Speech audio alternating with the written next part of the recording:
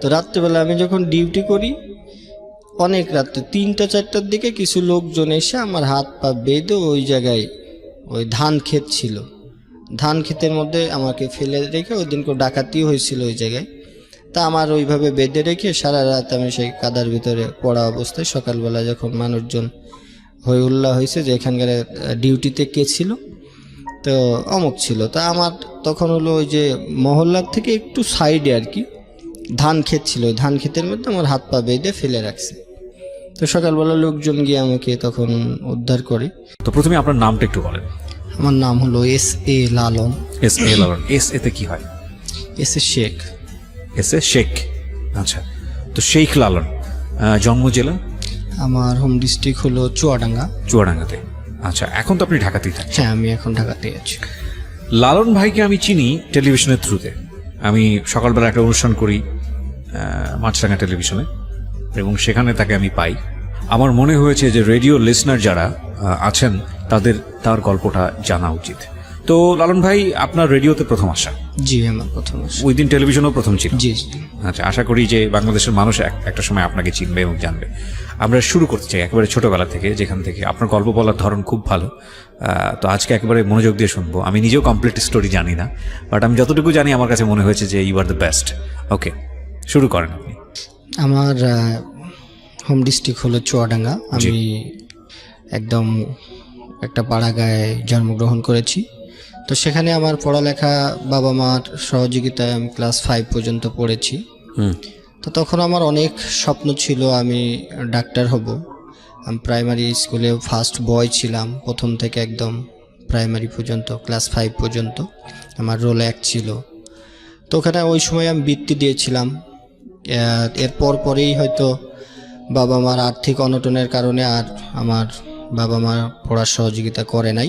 বাবা কি করতেন? কৃষিকাজ? হ্যাঁ, বাবা কৃষিকাজ। আপনি পরিবারের বড় সন্তান না, ছিলেন? আমি 3 নাম্বার ছিলেন। আপনার বড় কি 2 ভাই না বোন?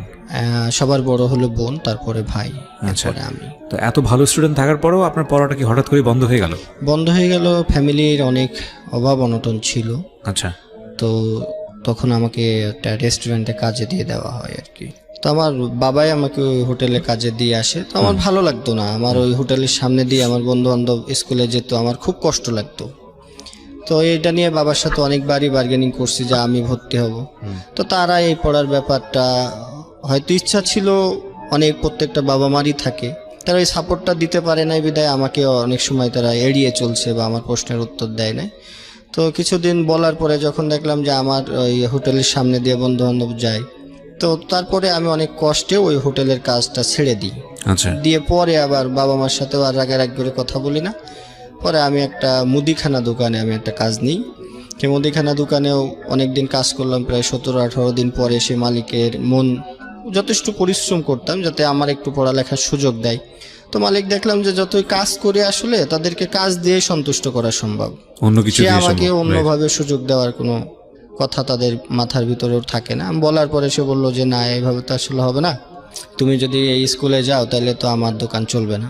তো আমি বললাম আমার সপ্তাহে একদিন ছুটি, তো সেই ছুটিটা বললো যে শুক্রবারে তুমি ছুটি পাবা। আমি বললাম শুক্রবারে ছুটি পাইলে আঙ্কেল আমার তো আসলে, আমি একদিন স্কুলে যাইতে চাচ্ছিলাম, তো কি করব? না, এইটা আসলে আমরা কাজ, তুমি যদি ওইভাবে করতে পারো তাহলে করো, নইলে এখানে তুমি কাজ করতে পারবে না। সেখান থেকেও আমি সুযোগটা পাই নাই। তো ওখান থেকে আবার হলো আমি আমার এক বড় ভাইরে ধরে আমি হাই স্কুলে একটা ভর্তি হওয়ার চেষ্টা করলাম। সে ভর্তি করাই দিল, ক্লাস 6-এ আমাকে ভর্তি করাই দিয়েছিল। তো ভর্তি হইলাম অনেক আনন্দ নিয়েই। ভর্তি হওয়ার পরে প্রতিদিন যে ক্লাসে যাব সেই সৌভাগ্যটুকু আমার হলো না। সবাই যেত, প্রতিদিনের মতোই আমার কষ্ট লাগতো যে ক্লাসে যাইতে পারছি না, কাজ করব। কাজ তুলে আবার ওইদিকে বাসায়ও ওইভাবে দেখা যাচ্ছে সম্পর্কটা, আমি বাসার উপরে খুবই অভিমান আমার। আমি এখনো পর্যন্ত দীর্ঘ সময় পার হয়ে গেছে আমি বাসার সাথে যোগাযোগটা রাখি না ওইভাবে। তো তখন হলো বাবা মার ওই জিনিসটা বুঝতে পারতাম না, যে সবাই মনে হতো যে বাবা সবাই পড়তেছে, আমার বাবা মা কেন পড়াইতে পারতেছে না? সবারই তো বাড়িঘর আছে, আমাদেরও বাড়িঘর আছে, তাহলে আমার কেন পড়ার সুযোগটা হবে না? তো ওই জিদ হলো যে না, আমি একা একাই পড়ালেখা করব। তো রেস্টুরেন্টে আবার ওই যে কাজ করতাম, কাজ করার পরে স্কুলে যাব এইভাবে একের পর এক দিন গুনি, আমার ওইভাবে যাওয়া হয় না। তো যদি কোনো দিন একটা সুযোগ পেতাম তো তখন স্কুলে যেতাম। তো গেলে দেখলাম সবার সাথে আমার আসলে ম্যাচ হয় না, কাউকে চিনি না, ক্লাসমেটদের টিচারদেরও চিনি না। তো হঠাৎ একদিন গেলে স্যাররাও অনেক ধরনের বাজে কমেন্টস করতো, আসে না। আর ওই সময় খুব মানে লজ্জা দিত, বেঞ্চের উপর দাঁড় করে রাখতো, কানে ধরে রাখতো, পড়ালেখা কোন পার্ট আছে সেটাও আমি জানতাম না। তো সব মিলাইয়া দেখা যাচ্ছে যে মানসিকভাবেও অনেকটা ভেঙে পড়তাম, যে না আবার পড়বো কি পড়বো না। ক্লাসে গেলে মন ভেঙে যায় যে পড়ালেখা করব না, আবার বাইরে আসলে আবার মনের ভিতরে উদয় হয় যে না আমি পড়ালেখা করব। তো এইভাবে অনেক কষ্ট মষ্ট করে টিচারদের সাথেও সেমন আমার কমিউনিকেশনটা ছিল না, স্যারদের সাথেও ছিল না। পরীক্ষা দিতে গেলে নানা ধরনের প্রবলেম, স্যারদের চিনি না, ক্লাস টিচার যে ছিল তাদেরও চিনতাম না। তো সব মিলাই দেখা যাচ্ছে যে আমি ক্লাস 6ও খুব কষ্ট মষ্ট করে পার করেছি। পরীক্ষার সময় গেলে স্যারদের নানান রকমের সমস্যা ছিল, যে ক্লাসে প্রেজেন্ট হয় না তার তো পরীক্ষা নেওয়া যাবে না।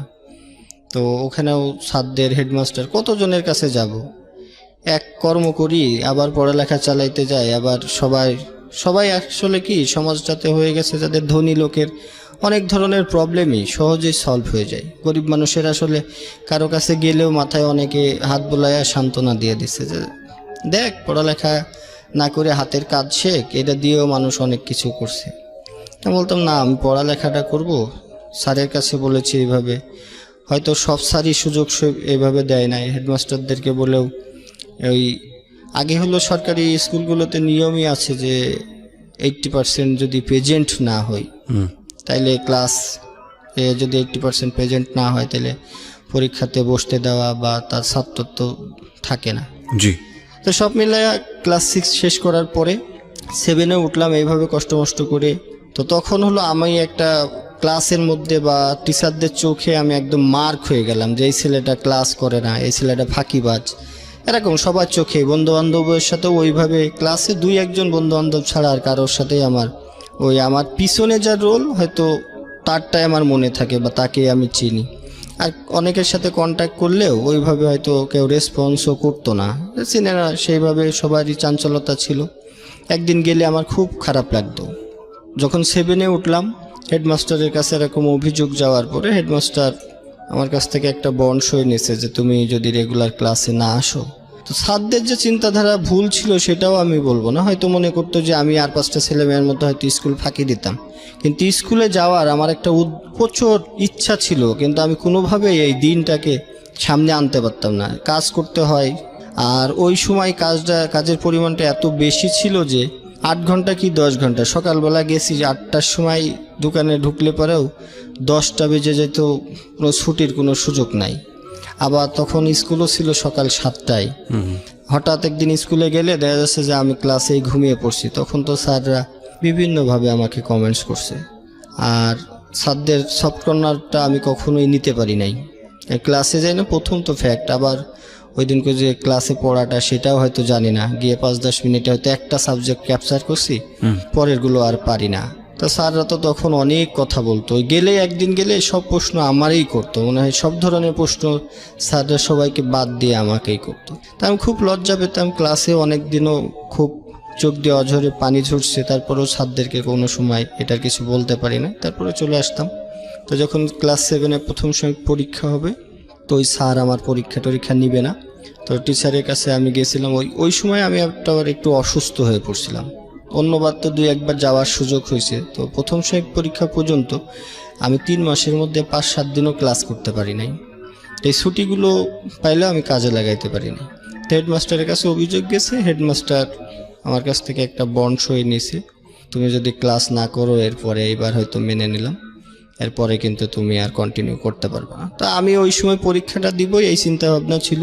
আর বন্ড সইয়ের যে ফলাফল কি হবে এটা ওইভাবে তখন গুরুত্বও দিই না, লিখে দিছি যে আচ্ছা স্যার ঠিক আছে আমি রেগুলার ক্লাস করব। তো তখন পরীক্ষাটা দিলাম। পরীক্ষার পরে আমি তো এরপরেও আর ছুটিও পাই নাই, স্কুলেও যাইতে পারি নাই। তখন বই ছিল আমার মনে হয় 3টা বই কিনতে পারছিলাম আমি, পরের বইগুলোও কিনা হয় নাই। সব মিলাইয়া দেখা যাচ্ছে টাকা পয়সাও ছিল না, ওটার উপরে আর অতটা বেশি গুরুত্ব দেই নাই। পরে মনে হলো যে স্যারও তো আর, তখন দ্বিতীয় সময় পরীক্ষা শুরু হয়ে গেল। এইভাবে 3 মাস চলে যায়। 3 মাসের পর যখন দ্বিতীয় সাময়িক পরীক্ষা, তখন তো আমার মনে হলো যে টাকাও নাই, বইও সব কিনে নাই, আবার স্যারেও তো ঝামেলা করবে, যাক লজ্জা টজ্জা পাওয়ার দরকার নেই, আমি আর ওই স্কুলে যাব না। তো পরে আমি ওই আমাদের থানা লেভেল ছেড়ে আমি একটু ডিস্ট্রিক্ট লেভেলে চলে যাই, যে এখানে আমার কেউ চিনবে না, ওখানে যা করি যেভাবে থাকি জীবনযাপন যেভাবে কাটাই ওখানে কাটাবো। তা আমি থানা লেভেল ছেড়ে আমি একটু ডিস্ট্রিক্ট লেভেলে আমাদের চুয়াডাঙ্গা শহরে চলে আসলাম। তো ওখানে হচ্ছে আমি যে অনেক কিছু চিন্তা ভাবনা করি, একটা হোটেলে কাজ নিয়েছিলাম, যে ওখানে দারোয়ানের কাজ নিলাম, যে রাত্রেবেলা আবাসিক হোটেলে দারোয়ানের কাজ। হ্যাঁ, তো ওখানে যদি আমি কাজ করি তাহলে তো সারা রাত্রে তো আমার সমস্যা নয়, সকালবেলা আমি ক্লাসটা যেতে পারবো, স্কুলে যেতে পারবো। হ্যাঁ। আচ্ছা, তখন আপনি নতুন স্কুলে ভর্তি হননি? না, তখন আমি ওই 7 থেকে, তো আমি এখন মাত্র আমি ডিস্ট্রিক্ট লেভেলে আসলাম, ওখানে একটা অবস্থান করব, তারপরে ভর্তি। তো কিছুদিন চাকরি বাকরি করলাম, ওই জায়গায় চাকরি করার পরে আবার হলো যে আশপাশে কোথায় ভর্তি হওয়া যায় বা কোন স্কুলে ভর্তি হওয়া যায়, কাকে ধরে হওয়া যায়। তো কিছুদিন কাজ করার পরে ওখানেও একটা স্কুল খুঁজে বার করলাম, সেই স্কুলে কাজ ধরলে আমার ভর্তিটা সহজ হবে বা কেউ একটু আমাকে সহযোগিতা করতে পারবে। তো ওই জায়গায় একটা ভাইয়ারে ধরে আমি একটা ওই যে চুয়াডাঙ্গা আদর্শ হাই স্কুল নাম ছিল, সেই স্কুলে আমি ক্লাস 8-এ গিয়ে ভর্তি হই। তো উনিও ওই যাকে ধরছিলাম তিনি আবার ওই স্কুলের প্রতিষ্ঠাতার সদস্য যারা থাকে তাদেরই খুব নিকটতম এক ব্যক্তি, উনি গিয়ে ভর্তি করে দিল। তো আমি খুব আনন্দ উল্লাসেই ওখানে কাজ করি আর ওখানে ক্লাসে যাওয়ার একটা মনস্থ করলাম। তো সব মিলে রাত্রেবেলা সারা রাত ডিউটি করলে পারে আসলে ওই যে ঘুমটা সকালে থাকে, আবার ওখানে খুব সকালবেলায় স্কুলে যেতে হয় 7টার দিকে। তো আমার ডিউটি টাইমটা পড়ে যায় সকাল 8টা পর্যন্ত, সারা রাত একটু ঘুমানোরও কোনো সুযোগ ছিল না। আবাসিক হোটেলে সারা রাতে ওই গেস্ট আসা যাওয়া করে, তো তাদের আবার ওখানেও একটু সজাগ থাকতাম, ওই গেস্টের হয়তো কিছু এনে টেনে দিলে ওরাও 2-5 টাকা 10 টাকা এরকম দিত আর কি, তখন বকশিস। এইটার লোভেও অনেক সময় সারা রাতই সার্ভিস দেওয়ার জন্য চেষ্টা করতাম। তো তাদেরকে এইভাবে সার্ভিস দিয়েছি, কিন্তু সকালবেলা ওই প্রতিদিনের ন্যায় এই ঝামেলাগুলো হয়েই যেত, ক্লাসে যেতে পারতাম না। একটু দেখা যাচ্ছে যে 7:30 বা 7টায় ক্লাস শুরু হতো, আমার ছুটি হইতে হইতে 8টা 8:30। তো ওই ফার্স্ট যে ক্লাস টিচার, জি, ওনার সাথে আমার পরিচয়টা খুবই কম হয়েছে, হয়তো গিয়ে শেষে 2-3টা ক্লাস করতে পারছি, আবার এখান থেকে চলে আসছি। এইভাবেই আমার অনেক সময় কেটেছে। তো প্রায় যখন 8টা আমি ওখানে কাজ দারোয়ান এর কাজ করা অবস্থায় আমি ওই জায়গায় ক্লাস 8 শেষ করলাম। শেষ করার পরে ওখানে আমাদের কিছু বন্ধু বান্ধব তৈরি হয়, তখন আমার ভিতরে আবার ওই যে খেলাধুলার একটা প্রবণতা তৈরি হয়। তো বন্ধু বান্ধব যখন ক্লাসে তৈরি হয় বা আমি যে মহল্লাতে থাকতাম সারাদিনই হয়তো ওখানে রাত্রে ডিউটি করতাম, দিনে ওই ক্লাসের পরেও তো কিছু সময় থাকতো। তো যখন বন্ধু বান্ধব তৈরি হয়ে গেল তখন মনে হইলো যে মন মানসিকতাটাও অনেক বেশি নষ্ট হয়ে যায়, খেলতে পারি না বা তাদের সাথে আড্ডা দিতে পারি না। তাদের সাথে আড্ডা দিলেও শহরের ফ্যামিলির লোকজনগুলোর মন মানসিকতা কেমন যেন একটু, এমন বন্ধু বান্ধব কারো বাসায় তো আমি কোনোদিন যাই নাই, কারো বাসায় খাইতেও যেতাম না, তাদের সাথে খেলতাম। অনেক বাবা মাই তার বন্ধু বান্ধব যারা ছিল তাদেরকে বকাঝকা করছে, যে ওই ছেলে হোটেলে কাজ করে, তোদের কিসের বন্ধু বান্ধব, হ্যাঁ ওর সাথে মিশা যাবে না। হয়তো যারা ছিল তারাও তো আমার মতোই, হয়তো বাবা মার কথা যারা না মানছে, মারধর খাইছে, এটা আবার কানে আসছে, তখন তাদেরকে এড়িয়ে চলতাম, ওর সাথে মিশবো না। তো আমি একটু খেলাধুলায় ভালো ছিলাম, সেই হিসাবে তাদের প্লেয়ার টিলের শর্ট পড়লে আমাকে ডেকে নিত। তো তারপরেও কোনো দিন কারো বাসায় যাই নাই, অত অনেক অনুষ্ঠানও হয়তো করছি, কারো বাসায় যেতাম না। সবারই হয়তো তখন কৌতূহল ছিল, চল যাই, আমি না তোর বাসায় যাবো না, তোর আম্মা পছন্দ করে না এটা সেটা। তো এভাবেও পড়ালেখা চালাইছি, তাদের সাথেও কম বেশি চলছি, ওখানে কাজ করছি। তো যখন এরকম বেশি চলাচল হয়ে গেল তখন ওই কিছু সময় হলো ডিউটি ফাঁকি পড়ে যেত। আচ্ছা, তো সেখান থেকে মালিক পক্ষ আমাকে বাদ দিয়ে দেয়, যে না তোমার আসলে, আর ওখানে কাজের ফাঁকে তখন ওই পোলাপানও চলে আসতো সেই হোটেলের কাছে, যে চল খেলতে যাই। তখন এই ওসিলায় বলতাম যে স্যার বা ম্যানেজার সাহেব যারা ছিল বা মালিক পক্ষ যারা ছিল, তো এভাবে তাদের চোখে যখন পড়ছে চাকরিটা চলে যায়। চলে যাওয়ার সাথে সাথে বন্ধু বান্ধবও তখন তো আসলে কেউ কারোর সাপোর্ট দেওয়ার মতো বয়সটা তখন আমাদের ক্লাস 8-এ পড়া অবস্থা। তো এইটা যখন পড়ি চাকরিটা চলে গেল, এখন তো এই শেষ পর্যায়ে 9-এ ওঠার সৌভাগ্য আমার হলো। আর 9-এ উঠলে ওখানেও টাকা পয়সার ব্যাপার। তখন হলো আমি একটা চার দোকানে কাজ করি। এই যে আপনি এতগুলো দোকান শিফট করছেন বা কাজ করে পড়াশোনা করার চেষ্টা করছেন, ইন দ্য মিন টাইম বাড়ির সঙ্গে যোগাযোগ সম্পূর্ণ অফ? Totally off. ওই যে আমার একটা অভিমান ছিল যে না, তারা আমাকে পড়াতে পারে নাই, পড়ায় নাই, আমি তাদের কাছে যাব না। আচ্ছা। তো এর মধ্যে ঈদ যখন আসতো, এর ভিতর তো একটা ঈদেরও পার্ট গেছে, তখন সব কিছু বন্ধ। আমি ওই হোটেলেই থাকতাম, সবার সাথেই আর 5টা মানুষের মতো চলার চেষ্টা করতাম, কিন্তু ঈদের 2-3 দিন আমি কোথাও বাইর হইতাম না, ওই হোটেলের মধ্যে থাকতেন? হোটেলের মধ্যে থাকার চেষ্টা করতাম বা ঘুমাইতাম। 2-3 দিন পরে সব স্বাভাবিক হইলে তারপরে বাইর হইতাম। আর ওই সময় একটা কষ্ট বেশি হতো যে খাওয়া দাওয়াটার একটা খুব কষ্ট। ঈদের সময় হোটেলগুলোর থেকেও যে কিনে খাবো এই সুযোগগুলো হতো না, কারণ হোটেলগুলো বন্ধ থাকতো। আর আমাদের চুয়াডাঙ্গা শহর খুব বেশি একটা বড় শহর, ছোট একটা শহর। হ্যাঁ, ওখানে 2-3টা হোটেলই শুধু রাত্রেবেলা খোলা থাকে। তো কি করতেন, কি খেতেন ওই সময়টা? তা আমার হলো বাকিটা মানে অনেক সময় আছে যে কলা রুটি খেয়ে আমার মানে জীবন কাটছে বেশি আর কি।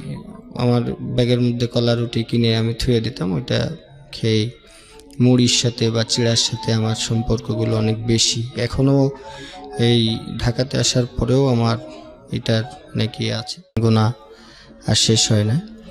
তো ক্লাস 9-এ যখন প্রথম সময় পরীক্ষা শুরু হয়ে গেল, তো পরে পরীক্ষার সময়ও আমি ক্লাসে যেহেতু যাই নাই, স্যারদের সাথেও ওই ধরনের একটা বাক বিতর্ক সবসময় থাকে। আর হেডমাস্টারদের কাছেও আমার পুনরায় পরীক্ষার পারমিশনের জন্য পাঠানো হয় হেডমাস্টারের কাছে গেলাম, তো জিজ্ঞেস করে যে তুমি ক্লাসে আসো না কেন। তো সেখান থেকে কোনোরকমভাবে যদি আমি পারমিশনটা নিয়ে প্রথম সময় পরীক্ষা দেওয়ার পরে যে ওই জায়গায় পরীক্ষা দিলাম, দেওয়ার পরে হলো রেজাল্ট যখন পাবলিশড হলো তখন আমি অঙ্কে ফেল করছি আর কি। তো অঙ্কে ফেল করার পরে আরও বেশি হতাশ, তখন স্যারদের সহযোগিতা তো দূরে থাক, মনে মনে খুব কষ্টও পেলাম। তো অঙ্ক পারতাম না, তো ওই স্যারের বাসায় গেছিলাম। ওই স্যারটার নাম ছিল অজিত স্যার।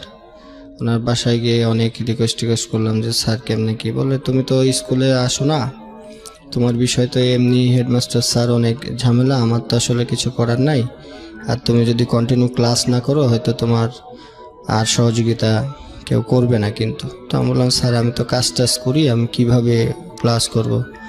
দেখো একটা স্যার হিসাবে আমি এই ধরনের কোনো উপদেশ তোমাকে দিতে পারবো না, তবে আমরা প্রথম তো বলবো শত কষ্ট হলেও তুমি হলো ক্লাস করো।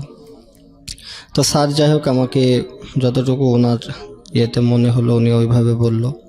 তা আমি ক্লাস করার জন্য শতভাগ চেষ্টা করলাম। তারপরেও যেহেতু কাজ করি, পরিশ্রম করে বেড়াই, রাত্রে ওখানেও ওই যে ডিউটিটা করতেছি, তো এখান থেকে ক্লাসটা আমার কন্টিনিউ করা হয় নাই। তো রেজাল্ট যখন ফেল করলাম তো ওই স্যারের কাছে আবারও যাই যে স্যার কিভাবে কি করব। তো তখন একটা হতাশা ঢুকে গেল, আমি যদি এইভাবে ফেল করি বা ক্লাসে না যাই আমাকে পরীক্ষা দিতে দেওয়া হবে না। তো সবাই বলতো যে তুমি যদি এই অঙ্কে ফেল করছো, অঙ্ক তোমার কি সূত্র মুখস্থ করা আছে কিনা। আমি বললাম সূত্র আমি সব পারি, কিন্তু আমি প্রয়োগটা আসলে বুঝতাম না তখনও, আচ্ছা, যে কিভাবে ওই অঙ্কের সূত্র প্রয়োগ করতে হয়। তো এইভাবে দিন গুনি, সবাই যেভাবে বলে সবার কাছে যাই যে ভাই আমি অঙ্ক তো সব পারি, সূত্র পারি, তাহলে আমি অঙ্ক পারি না কেন। তো সবার কাছে যখনই যেতাম একটা সাজেশনের জন্য, বড় ভাই ব্রাদার বা টিচারদের কাছে, সে বললো সূত্র মুখস্থ করো। তা আমি সূত্র এমনভাবে মুখস্থ করলাম যে সূত্র মুখস্থ না, তখন আমার টোটালি এটা ঠোঁটস্থ বললে আমার ঠিক আছে। তো ঠোঁটস্থ করেও আমি অঙ্কের সময়ই আমি অঙ্কটা টোটালি মুখস্থ করে যেতাম। তো মুখস্থ করে গিয়ে তখন ওই খাতাতে দেখতাম যে প্রশ্নপত্র যখন পেতাম হাতে, অঙ্ক কিছুটা ঘুরাই দিত, তখন খুব অঙ্ক ঘুরাইতো। তো একটু ঘুরাই দিলে আমি আর অঙ্ক পারতাম না। আচ্ছা। তো অঙ্ক না পারলে দ্বিতীয় সময় পরীক্ষার সময়ও এই ধরনের আমার ভয় আমার ভিতরে রয়ে গেছে যে আমি তো মানে অঙ্ক পাস করতে পারবো না। তো ওই স্যারের কাছে আবারও আমি গেলাম যে স্যার কীভাবে সব পরীক্ষায় আমার ভালো হয়, কিন্তু আমার অঙ্কের একটা দুর্বলতা থেকে যায়। তো স্যার যেভাবে সচরাচর বলে যে এখানে আমার কিছু করার নাই, তুমি ক্লাসে আসো না, কোনো স্যাররা তোমার চিনে না, তোমার এই ধরনের সহযোগিতা আমি করতে পারবো না। তা আমি বললাম স্যার আমাকে যদি একটু পড়ান তাহলে আমার জন্য খুব ভালো হয়। ক্লাসে আসতে হবে, আর শুধু এবার প্রাইভেট পড়েই যদি সবাই পড়ালেখা করতো তাহলে স্কুল কলেজগুলো কেন হয়েছে? সবাই ঘরে বসেই যদি পড়ালেখা করতো তাহলে এত কোটি কোটি টাকা খরচ করে স্কুল কলেজ ভার্সিটি হয়েছে, ওটা হবে না। তো স্যারের ওই দিনকেও উনি ওইভাবে আমার সাথে একটা আচরণ করে আমাকে যখন বাইর করে দেয়, আমি আবারও গেছি স্যারের বাসায় যে স্যার ওই ডিউটি শেষ করার পরে আমি সুযোগ পাইলে ওই স্যারের কাছে যেতাম। তখন মানে মনে অঙ্কের হতো- টিচারের কাছে যেতেন? হ্যাঁ, ওই স্যারের কাছেই মনে হয়তো ওই স্যার মনে হয় সব ইয়ে করবে। ওনার কাছে কত হলো, আমি তো একটা সাবজেক্ট দেখি, আর আমি তো তোমাদের ক্লাস টিচার না, আমি তো তোমার যে একটা গার্ডিয়ান টিচার থাকে ওনার সাথে তোমার ভালো লিঙ্ক থাকতে হবে। আমি তো সাবজেক্ট নেই, তুমি পাশ করলে পারে আমাদের কোনো সমস্যা নেই। ক্লাস টিচার তো মার্ক করে, যেটা আমরা বলি যে গার্ডিয়ান হিসেবে যে একজন টিচার থাকে। তো স্যারের কাছে গেলাম যে স্যার আমাকে একটু পড়াতে হবে। তখন বললো যে তুমি আসো, বিকালে আসো। আমি কই স্যার আমি তো কাজ করি, আমি তো বিকালে যেতে পারবো না। তা সকাল 7টায় ক্লাস শুরু হয়, আমি তো আর সকালে কোনো সুযোগ নেই। তখন বললো তুমি একটা কাজ করতে পারো, যদি আমি ফজরের নামাজের পরে আমি কিছুক্ষণ ক্লাসরুমে বসে থাকি, ওনার যে কিছু পোলাপান পড়াইতো সেটা ওনার বাসাতেই, ওনার বাসার নিচতলায়। তো উনি নামাজ পড়ার পরে আর উপরে যায় না। বল যদি তুমি নামাজ পড়ার পরে আসতে পারো। এটা অনেক রিকোয়েস্ট করার পরে রাজি হলো যে ঠিক আছে তুমি তাহলে নামাজের পরে আসো, আমি তোমাকে কিছুদিন দেখাই দিব। তো যাক, আল্লাহর রহমতে উনি রাজি হলো। আমিও ফজরের নামাজের পরে আমি চলে যেতাম, তখন অন্ধকার থাকতে থাকতে। তো স্যার 4-5 দিন যখন অঙ্ক করায়, তো আমাদের জিজ্ঞেস করলো তোমার সমস্যাটা কি, এই অঙ্ক তুমি হুবহুব তো পারতেছো। আমি কই স্যার অঙ্ক আমি পারা বলতে কি, আমি এই অঙ্ক সব মুখস্থ করে আসছি স্যার, আপনি যেটাই দেবেন আমার মুখস্থ। তো কয় সমস্যা কি? আমি কই স্যার এই অঙ্কটা যখনই ঘুরাই দেয় তখন তো আমি আর পারি না। তো উনি আবার একটা অঙ্ক দিয়ে, তখন আমি ওই যে আদিলের টেস্ট পেপার নামে একটা বই ছিল, ওখান থেকে উনি 2-1টা অঙ্ক করতে দিল। তো ওইটার থেকে হুবহুব যদি থাকে, আমি টেস্ট পেপার বলেন বা সমাধান যে বইগুলো আছে সবই আমি ফলো করতাম। রাত্রেবেলা যখনই সুযোগ পাইতাম মনে হতো যে আমার এই পড়ালেখাটা বা আমি যদি পাশ করতে না পারি, স্যারদের কাছ তো আমি কোনো রকম সহযোগিতা পাবো না। তো অনেক সমাধান বইও আমার কাছে ছিল। আদিলের টেস্ট পেপারে এমন কোনো অঙ্ক ছিল না যে আমার নজরের বাইরে বা আমি মুখস্থ করি নাই। কিন্তু তখন কি হতো যে হুবহুব বইয়ের সাথে মিলতো না, কিছুটা হইলে চেঞ্জ করে দিত। আচ্ছা। তো স্যারও 2-3 দিন আমার এই প্রবলেমটা উনি ধরতে পারে নাই। পরে যখন আমি বললাম যে স্যার আমি আসলে কিন্তু অঙ্ক সব মুখস্থ করে আসি, আপনি আমাকে যেইটাই দেন এই আদিল থেকে দেন আর এই সমাধান থেকে দেন, আমার কিন্তু হবে, কিন্তু পরীক্ষার খাতায় যদি চেঞ্জ হয় আমি পারি না। পরে স্যার বললো তুমি কি বুঝো না? আমি কই স্যার এই যখন আপনারা সূত্রটা যে প্রয়োগ করেন এটা আসলে আমি বুঝি না, কিভাবে একটা সূত্র আপনারা দিচ্ছেন, আমি দিলে হয় না। তো উনি আমার তখন ওই সূত্রটা আমাকে বুঝাই দিল যে এইভাবে সূত্র প্রয়োগ করলে তুমি অঙ্ক করতে পারো। ওকে। তো আমি ওভারঅল 10-12 দিনের মধ্যেই আল্লাহর রহমতে অঙ্কটা আমার নিয়ন্ত্রণে নিয়ে নিলাম। তারপরের থেকে ওনার কোচিংয়েও আমি যে সকালবেলা যারা আসতো তাদেরকে ম্যাথটা করানোর, মানে যে অঙ্কে আপনি ফেল করতেন সে অঙ্কে আপনি এখন আমি টিচারের জায়গায় জায়গা নিয়ে নিলেন। ওকে। তো স্যারও আমাকে ওই সুযোগটা দিয়েছিল তখন। কিন্তু তখন কিছুদিন আমার খুব মনের মধ্যে আনন্দ, এরপরে আবার ওখান থেকে চলে এসে আবার সেই কর্মব্যস্ত জীবন, কর্ম করতে হয়। 9 এইভাবে গেল। কিন্তু ক্লাসের ব্যাপারগুলোতে আমাকে প্রতিদিনই অপমান হতে হয়েছে, যে যেদিন কই গিয়েছি টিচাররা হয়তো চিনে না, অপমান করছে, দাঁড় করায় রাখছে। সাবজেক্টগুলো পড়াও অনেক সময় পারি না বলতে কি আমি তো জানিই না যে আজকে কি পড়া হবে। তো সবাই গিয়ে হাসাহাসি করতো, অপমানই করতো। স্যাররা যদি কিছু বলতো তো যারা আমাদের ক্লাসমেট ছিল তারা খুব হাসতো। তো আমি পিছনে গিয়ে বসতাম, আর স্যাররা দেখি মার্ক করে সব আমাকেই বেশি জিজ্ঞাসাবাদ বেশি করতো আর কি। কেউ জানতো না আপনার স্টোরিগুলো, রাইট? আমি কারো কাছে বলতাম না, আমি সবসময় চুপচাপ থাকার জন্য চেষ্টা করতাম। আর যেহেতু রেগুলার যেতে পারি না, এমনিতেই হলো মনটা খুব ছোট থাকে। আবার ওই যে কিছু বন্ধু বান্ধব থাকে তাদের আনন্দ উল্লাস থাকে, আমি হয়তো সেভাবে একই ক্লাসমেট হইলেও অনেকেই ইগনোর করে যারা বাস্তবভাবে চলাচল করছে। হয়তো যদি আপনি আর 5টা মানুষের মতো সমান তালে যাইতে না পারেন, এটা বাস্তব জীবনটা আসলে অনেক বেশি সত্য কথা, বেশি কঠিন। তো এভাবে অনেক আমি প্রত্যেকটা ধাপ পার হইতে হইলে আমাকে অনেকজনের কাছে অনুরোধ, বিনয়, তাদের কাছে রিকোয়েস্ট, ক্লাসে যায় নাই, এই ধরনের জটিলতা আমার জীবনে সবসময়ই রয়ে গেছে। আমি তাদের কাছে গিয়েও কেউ কেউ হয়তো সহযোগিতা করছে, না করলে হয়তো আজকে এই পর্যন্ত আসতে পারতাম না। হয়তো ধারাবাহিকভাবে একবারের জায়গায় পাঁচবারের জায়গায় মালিক পক্ষ যারা ছিল, হয়তো স্কুলে জটিলতা হইলে আমি 2 দিন কাজে যাই না, তখন ওই কাজগুলোও আবার বিকালবেলা আসলে মালিকের কাছেও বকাবকি করছি, পড়াশোনা করে তুমি জজ ব্যারিস্টার হইবা, তাই এই তার দোকানে বা এই দোকানে কাজ করার দরকার কি, যাও চলে যাও হ্যান ত্যান। সেই সময় আপনি একটা চায়ের দোকানে কাজ করতেন? আমি আবাসিক আবাসিক হোটেলে কাজ করতাম রাতে, আর দিনে করতাম চার দোকানে কাজ, যাতে কিছু টাকাটা বেশি আমি পাই। আর তখন হলো যে হোটেলে কাজ করতাম, আবাসিক হোটেলে, ওখানে আমাদের বেতনটা খুব, আমার বেতন ধরা ছিল 600 টাকা মাত্র। হ্যাঁ, আর ওখানে যে হিসাবটা ছিল যে আপনাকে বাকিটা ওই যে যারা গেস্ট আসে তাদের কাছ থেকে যদি টিপস পান, ওইটাই আপনার সব। আর খাওয়া দাওয়ার কিন্তু সুযোগ নেই, তো ওখানে থাকার একটা ব্যবস্থা থাকে।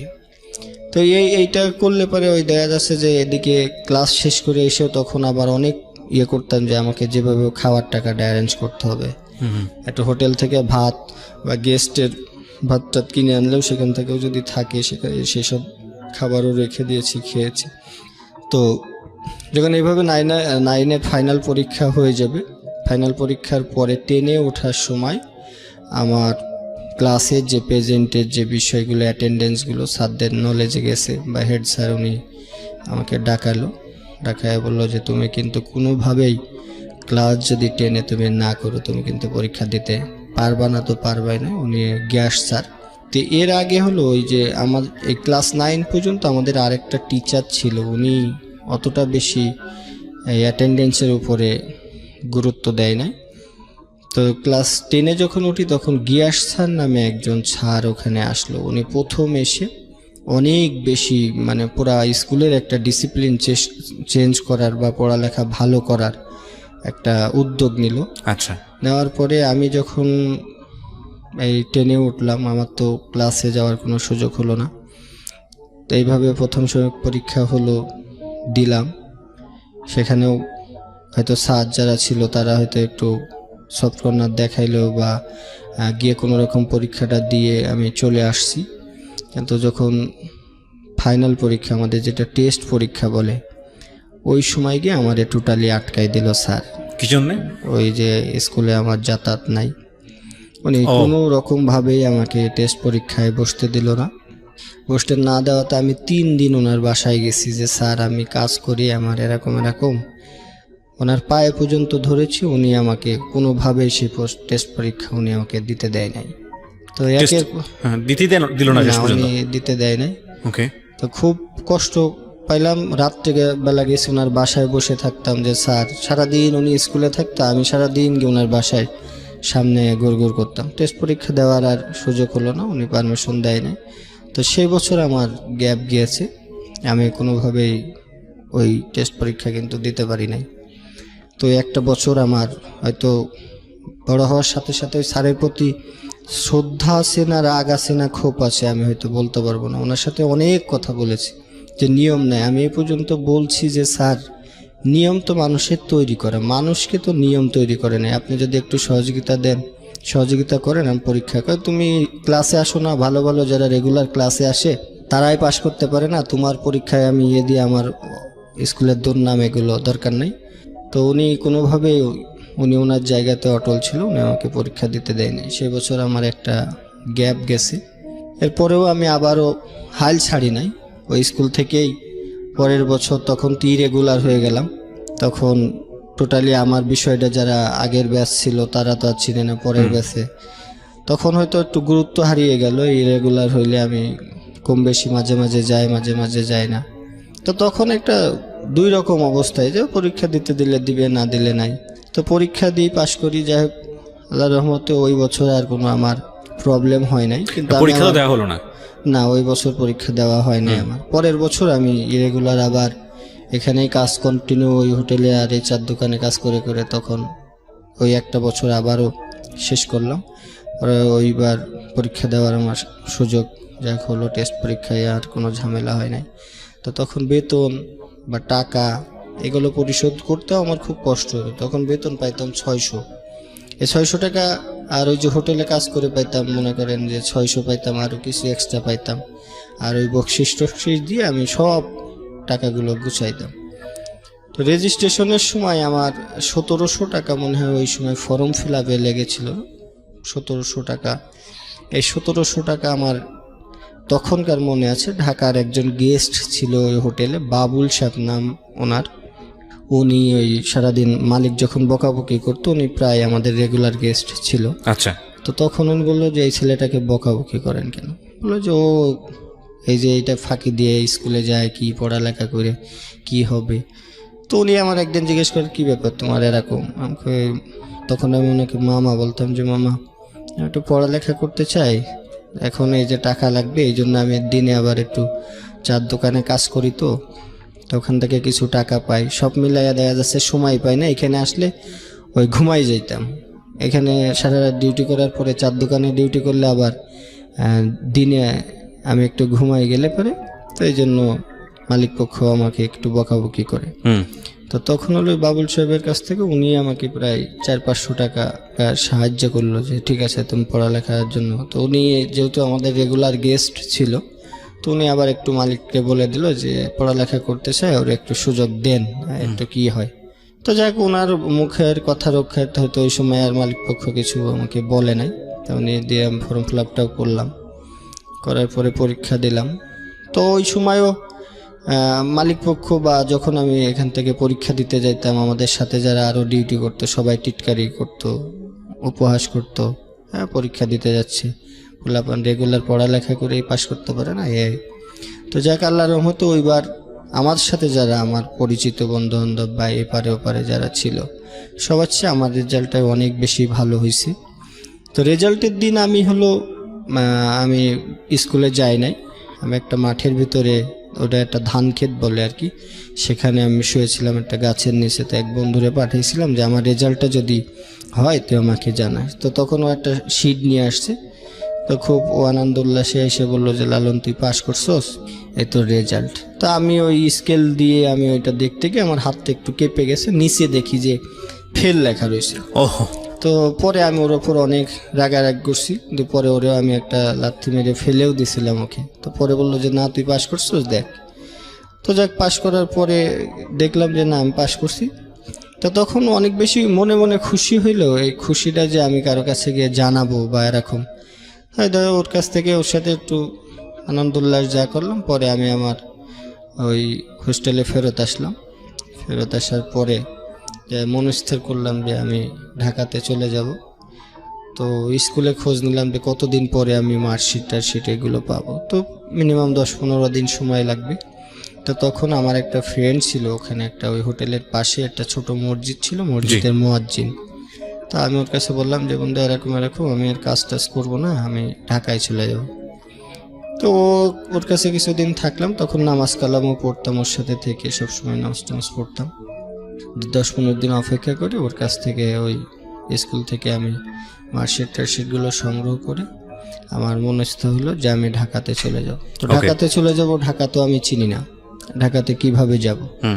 তো ওইটা আমাদের পাশেই চুয়াডাঙ্গা রেল স্টেশন। রাত্রেবেলা অপেক্ষা করতেছি, তো দেখতেছি যে কোন দিকে সবাই, তখন শুনলাম যে ইন্টারসিটি একটা ঢাকা ট্রেন যাবে, সেই ট্রেনে। তো কোন দিক দিয়ে যাব, কোন দিকে যাব। তো দেখি যে এক ভদ্রলোক তার বন্ধুকে বলতেছে বন্ধু আমি ঢাকায় চলে যাচ্ছি, ট্রেনে আসার সময় হয়ে গেছে, তোর সাথে আবার পরে কথা। তো তখন আমি তাকেই ফলো করলাম, যেই লোক যেখানে যেখানে যাবে আমি তার পেছনে ছাড়বো, যেহেতু সে ঢাকায় যাচ্ছে শুনলাম। তো রাত্রেবেলা উনি যে ট্রেনে উঠছে আমি সেই ট্রেনে উঠে চলে আসছি। তো যখন ওই যে চেকাররা আসে, তখন যখন চেকার আসে ওই লোক আবার ছিল ওই ট্রেনেরই কোনো টিটি বা এরকম কেউ। উনি যখন বসেছিল আমি আবার ওনাকে ফলো করে ওনার পাশে বসছি বিদায় আমার হয়তো টিকিটটা এত বেশি চেক করে নাই। ওনার পাশে ছিলাম আমি, ওনার সাথে কম বেশি কথা বলতেছিলাম।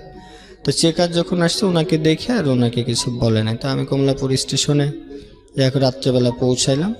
আমার সকালের দিকে পৌঁছাইছি মনে করেন 6টার দিকে মনে হয় এরকম হবে। ওকে।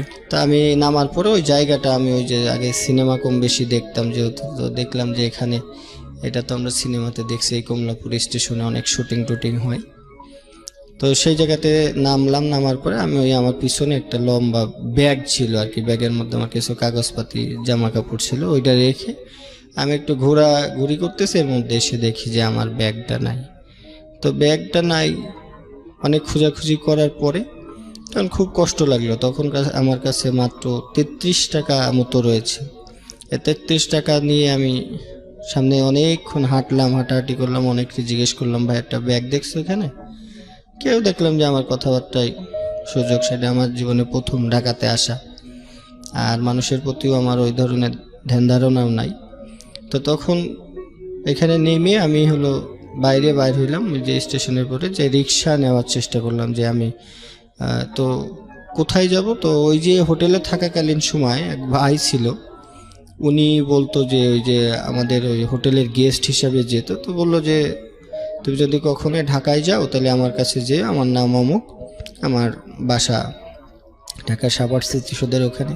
যেমন হোটেলে কাজ করলে অনেকের সাথে পরিচয় হইলে যেটা হয় আর কি, যে তুমি যাও ঢাকাতে গেলে আমার সাথে দেখা করো এরকম ইত্যাদি ইত্যাদি। তো আমি হলো ওখান থেকে রিক্সা নেওয়ার চেষ্টা করতেছি যে ভাই আমি সাভার যাব, দেখি সব রিক্সাওয়ালারা আমার মুখ পানে তাকায় আর হাসে। তো এর মধ্যে 2-3 জন দেখার পরে একজনকে জিজ্ঞেস করলাম যে ভাই কেমনে কেমনে, বলে সাভার তো এখান থেকে অনেক দূর, তুমি এখান যেতে পারবে না, তুমি বাসে যাও। তো বাসে যাব, যে বাসে উঠি আমাকে নামাই দেওয়া হয়, যে বাসে উঠি আমাকে নামাই দেওয়া হয়। কেন নামা দেওয়া হচ্ছে? যে ওই যে এক একটা রুটের তো এখন বুঝি যেটা যে এক একটা ঢাকা শহরে তো এক একটা রুটের আলাদা আলাদা বাস। হ্যাঁ, তা আমাকে বলে দিছে এইদিকে যাবে, আমি সব যে বাসই পাই সেইটাতে উঠে যাই। তো একসময় ওই কন্ট্রাক্টরের সাথেও চিল্লাচিল্লি লাগিয়ে দিছি, ভাই আমাকে নামাই দেন কেন, আমি তো ভাড়া দিব। তো অনেকেই যেভাবে তাকায় আর কি যে এটা কোত্থেকে আসছে, কে আসে এই বিষয়। এর মধ্যে বাসের একজন লোক বলল যে ভাইয়া আপনি যেখানে যাবেন সেই বাসের সামনে দেখেন সাভার লেখা আছে। তা আমি দেখলাম অনেকক্ষণ দাঁড়ায় রয়েছি, কোনো বাসে সাভার লেখা নাই দেখি। এরপরে একজনকে জিজ্ঞেস করলাম যে ভাই আমি তো সাভার যাব কিভাবে? বললো যে ওই যে আপনি এই মতিঝিলের ওইদিকে শাপলা চত্বর একটা জায়গা আছে এরকম নাম বললো, যে ওখান থেকে যান, ওখানে সাভার যে যাবে বাস। তো গিয়ে আমি ওখানে দাঁড়াইলাম, দিয়ে দেখি যে বাসের পিছনে বা সামনে সাভার লেখা আছে সেই বাসে আমি একটা, তখন সাভার তো বলতে আমরা যেটা বুঝি, আমি ওই বাসে উঠলাম, উঠে তার সাথে কথাবার্তা যে এখন ভাড়া দিব, কত চাই না বেশি চাই, আমার মনের মধ্যে একটা টাকাও বেশি নাই। তো অনেকের ফলো করতেছি যে কে কত দেয়, আমিও সেটা দিব। তো তাকে জিজ্ঞেস করলাম, সে আমার কাছে কয় টাকা যেন রাখছিল। তো রাখার পরে আবার সাভার গিয়ে নামলাম। সাভার গিয়ে এখন মনে আছে আমার রাজ্জাক প্লাজার সামনে গিয়ে আমাকে নামাই দেওয়া হলো। তো ওখানে গিয়ে অনেক মানুষকে জিজ্ঞেস করি যে ভাই এখানে স্মৃতিসৌধ কোথায়? কয় নবীনগর। তো আমি কই নবীনগর না ভাই, সাভার একটা স্মৃতিসৌধ আছে। তো কেউই আমার এই কথাটাকে গুরুত্ব দেয় না যে কিসের সাভার স্মৃতিসৌধ আছে। তো আমি এক চার দোকানদারে গিয়ে বললাম যে ভাই এখানে স্মৃতিসৌধটা কোথায়? কয় এখানে তো নয়, নবীনগর স্মৃতিসৌধ। না ভাই সাভারের স্মৃতিসৌধ আছে, আমার এক ভাই ঠিকানা দিয়ে আসছে। তো উনি অনেকেই এই কথাগুলো শোনার পরে বিরক্তি হয়ে আমাকে দেখা যাচ্ছে সেইভাবে কোনো সদ উত্তর দেয় না। তো চার দোকানদারের কাছে গেলেও সে এক কাপ চা খাইলে হয়তো সে আমার কথা শুনবে। আমি ওনার কাছে একটা চা খাইলাম, খাওয়ার পরে আস্তে করে জিজ্ঞেস করলাম যে ভাই এরকম এরকম আমি খুব বিপদে আছি, আমার ভাই একটা ঠিকানা দিয়ে আসছে এরকম সাভার স্মৃতিসৌধের পাশে তার বাসা, আমি এখন যাব। তখন বেলা 2টা বেজে গেছে, আমার খুব ক্ষুধাও লাগছে, সারা রাত না খাওয়া ছিলাম। তখন বললো যে দেখো ভাই এখানে সাভার স্মৃতিসৌধ বলে কিছু নাই, ঢাকার বাইরে যারা যায় তারা মূলত ওই স্মৃতিসৌধকে সাভার স্মৃতিসৌধই বলে। তুমি এখান থেকে বাসে উঠে নবীনগর যাও। তা আমি ওনার কথা মতো বাসে উঠে সেই নবীনগর স্মৃতিসৌধের ওখানে গেলাম। গিয়ে ভাই যে তথ্যটা দিয়ে আসছিল ওনার উপর আমার ভরসাটা ছিল যে ওনার বাসায় গিয়ে অন্তত উনি যেহেতু ঢাকার থেকে ওখানে যাওয়ার পরে খুব ভালোবাসতো, তা উনি যেভাবে ঠিকানা দিয়ে আসছিল যে সাভার স্মৃতিসৌধের পাশে একটা গলি আছে, সেই গলির পাশে ওনার বাসা। তা আমরা যেহেতু পাড়া গায়ে বড় হয়েছি, তা আমরা মনে করছি যে নাম বললেই হয়তো চিনবে বা বাসা একটা সবাই চিনার কথা। তো গ্রামের যে মন মানসিকতা আমার সেটাই ভিতরে রয়েছে, যে ওখানে গিয়ে দেখলাম যে পুরা আশপাশে কোনো বাড়িঘর নাই, কোনো রাস্তাঘাট নাই। তো সন্ধ্যা হয়ে গেল, খুঁজতে খুঁজতে আর তার অপেক্ষায় আবার স্মৃতিসৌধের সামনে অনেকক্ষণ অপেক্ষা করলাম যে যদি তাকে দেখতে পাই। অনেককে জিজ্ঞেস করলাম, উনি যে ঠিকানা দিছে সেই ঠিকানার সাথে মিলেও না। এরকম করতে করতে সন্ধ্যা যখন হয়ে যায় তখন তো এই স্মৃতিসৌধের ভিতর থেকে বাইর করে দিল।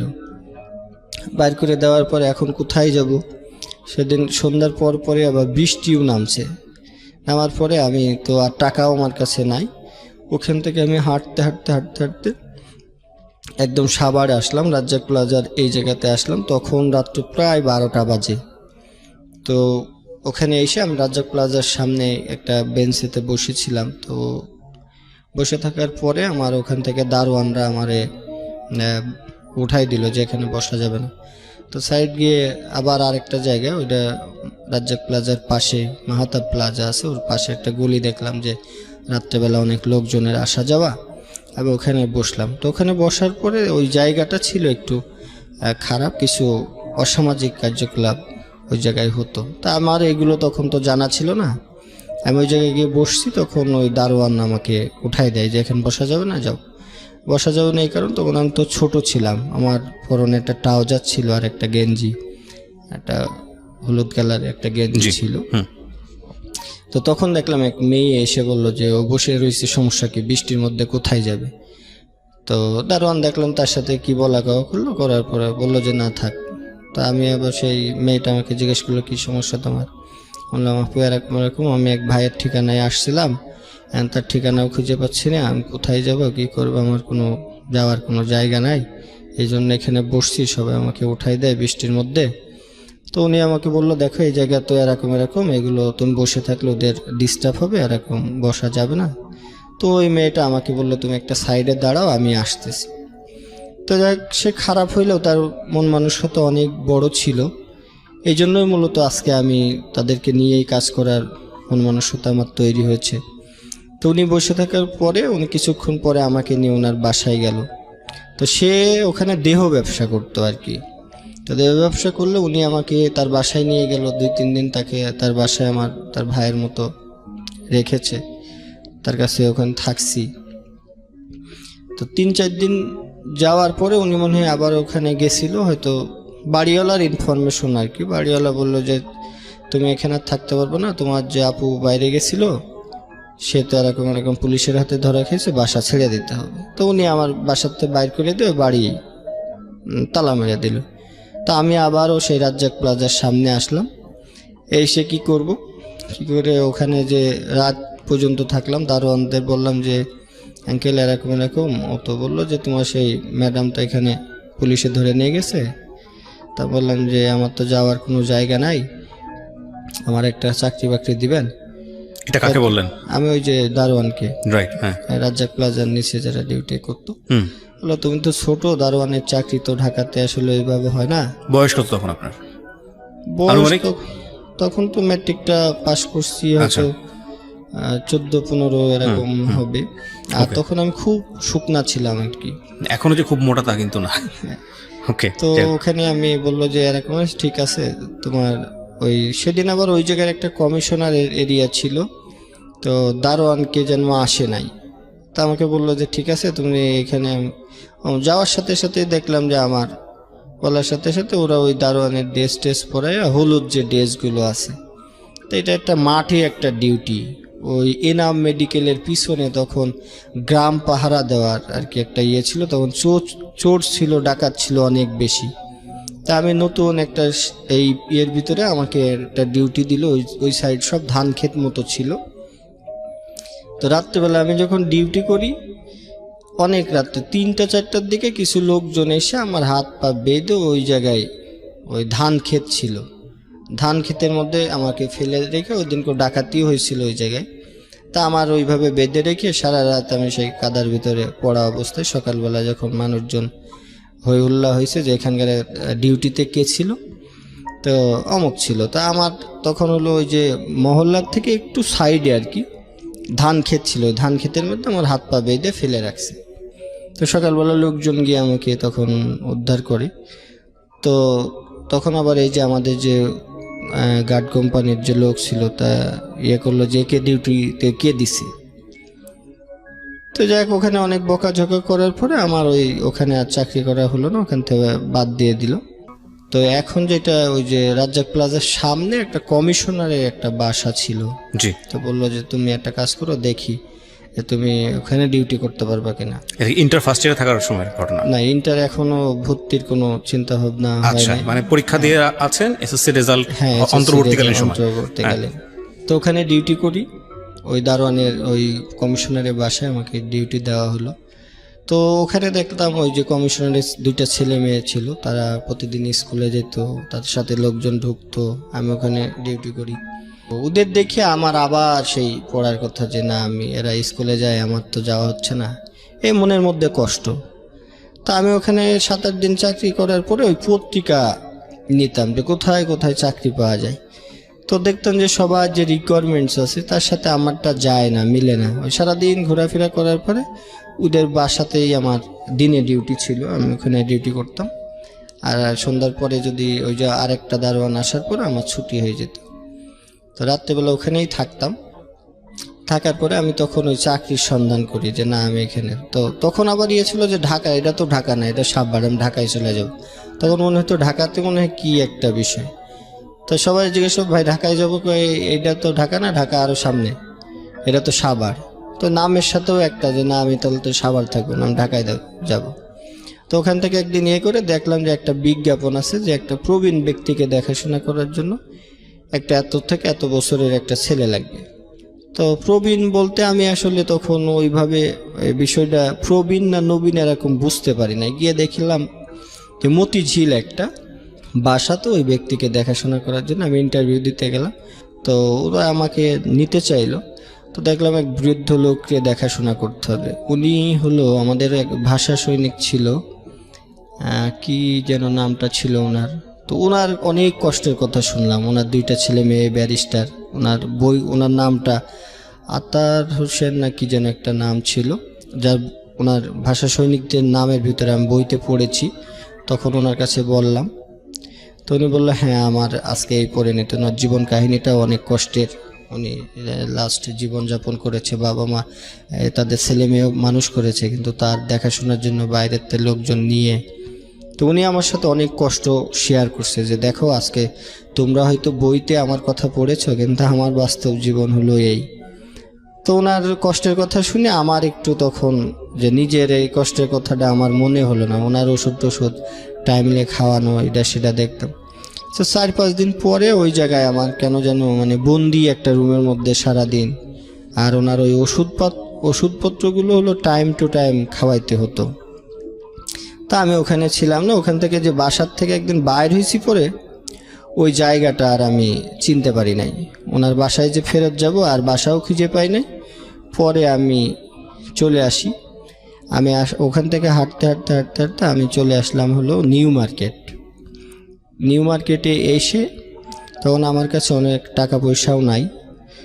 তো কি করব তখন আমি একটা ওই যে মার্কেটে যে ভাত বিক্রি করে যেসব মহিলারা, ওনাদের সাথে এক মহিলার সাথে কথা বললাম যে খালা এরকম ভাত কত? কয় এত টাকা। আমি কই এরকম, মানে আমার কাছে তো টাকা পয়সা নাই। কয় তাহলে তুই আমার কাছে কাজ করলে তোর থাকা খাওয়া আমি দিব। তো ওনার কাছে আমি তখন ওই যে ভাতের মাথায় করে বওয়ার জন্য ওনার কাজ করলাম। তো ভাত বইয়ে বেড়ানো এটা অনেক কষ্টের। মাথার উপরে 10টা-12টা এরকম টিফিনকার বাটি দিয়ে দিত, এটা বইয়ে সেই মার্কেটে তুলতে হতো, নিচতলা দোতলা, মানে যেখানে অর্ডার হতো সেখানে দিতাম। জি। তো যাক, হাজার কষ্ট হইলেও সেগুলো আবার এটা বয়ে নিয়ে যাওয়া, আবার এই বাটি নিয়ে যাওয়া, বাটি নিয়ে গিয়ে আবার এগুলো ধোয়া, বাজার সদাই করা, সেগুলো আবার প্রতিদিনই এরকম 17-18 দিন আমি তার কাছে করেছি। এটা আমার নিউ মার্কেটে অনেক জায়গায়। তখন তো সব শহরটাই আমার কাছে অপরিচিত, তখন জানতাম না এটা কোন মার্কেট বা কি। কত সালের গল্প এটা আনুমানিক? এটা হলো 2006 সালে। 2006 সালে, আজ থেকে 12 বছর আগের গল্প। জি। তো তখন হলো ভাত দিতাম। তো একদিন নিয়ে যেতে যেতে ওই ভাত, আমি খুব জ্বর ছিল আমার, তো ভাত নিয়ে যেতে যেতে আমার এটা এখন মনে আছে, ওই যে নীলক্ষেত মোড়টা পার হইতে গিয়ে আমার ভাতের বাটি কয়টা পড়ে গেছিল আর কি। তো খালা এসেও অনেক রাগারাগি করে আমার ওখান থেকে বাইর করে দেয়। তো তখন উনি আমার কোন টাকা পয়সাও দেয় নাই। তো আমার কাছে হয়তো কিছু 7-8 টাকা মতো এরকম, কম বেশি এরকম কিছু একটা টাকা আমার কাছে ছিল। তখন তো বাইরে হওয়ার সুবাদে ওই যে এখানে মার্কেটে যখন ভাত টাত দিতাম, তো তখন যারা কিছু আমরা টামরা এইসব বিক্রি টিক্রি করে তাদের সাথে আমার মোটামুটি একটা পরিচয়, ভাত দেওয়ার সময় কৌতূহল ছিল মানুষের ভিতরে জানার। তো তখন আমি তাদের সাথে কথাবার্তা বলতাম।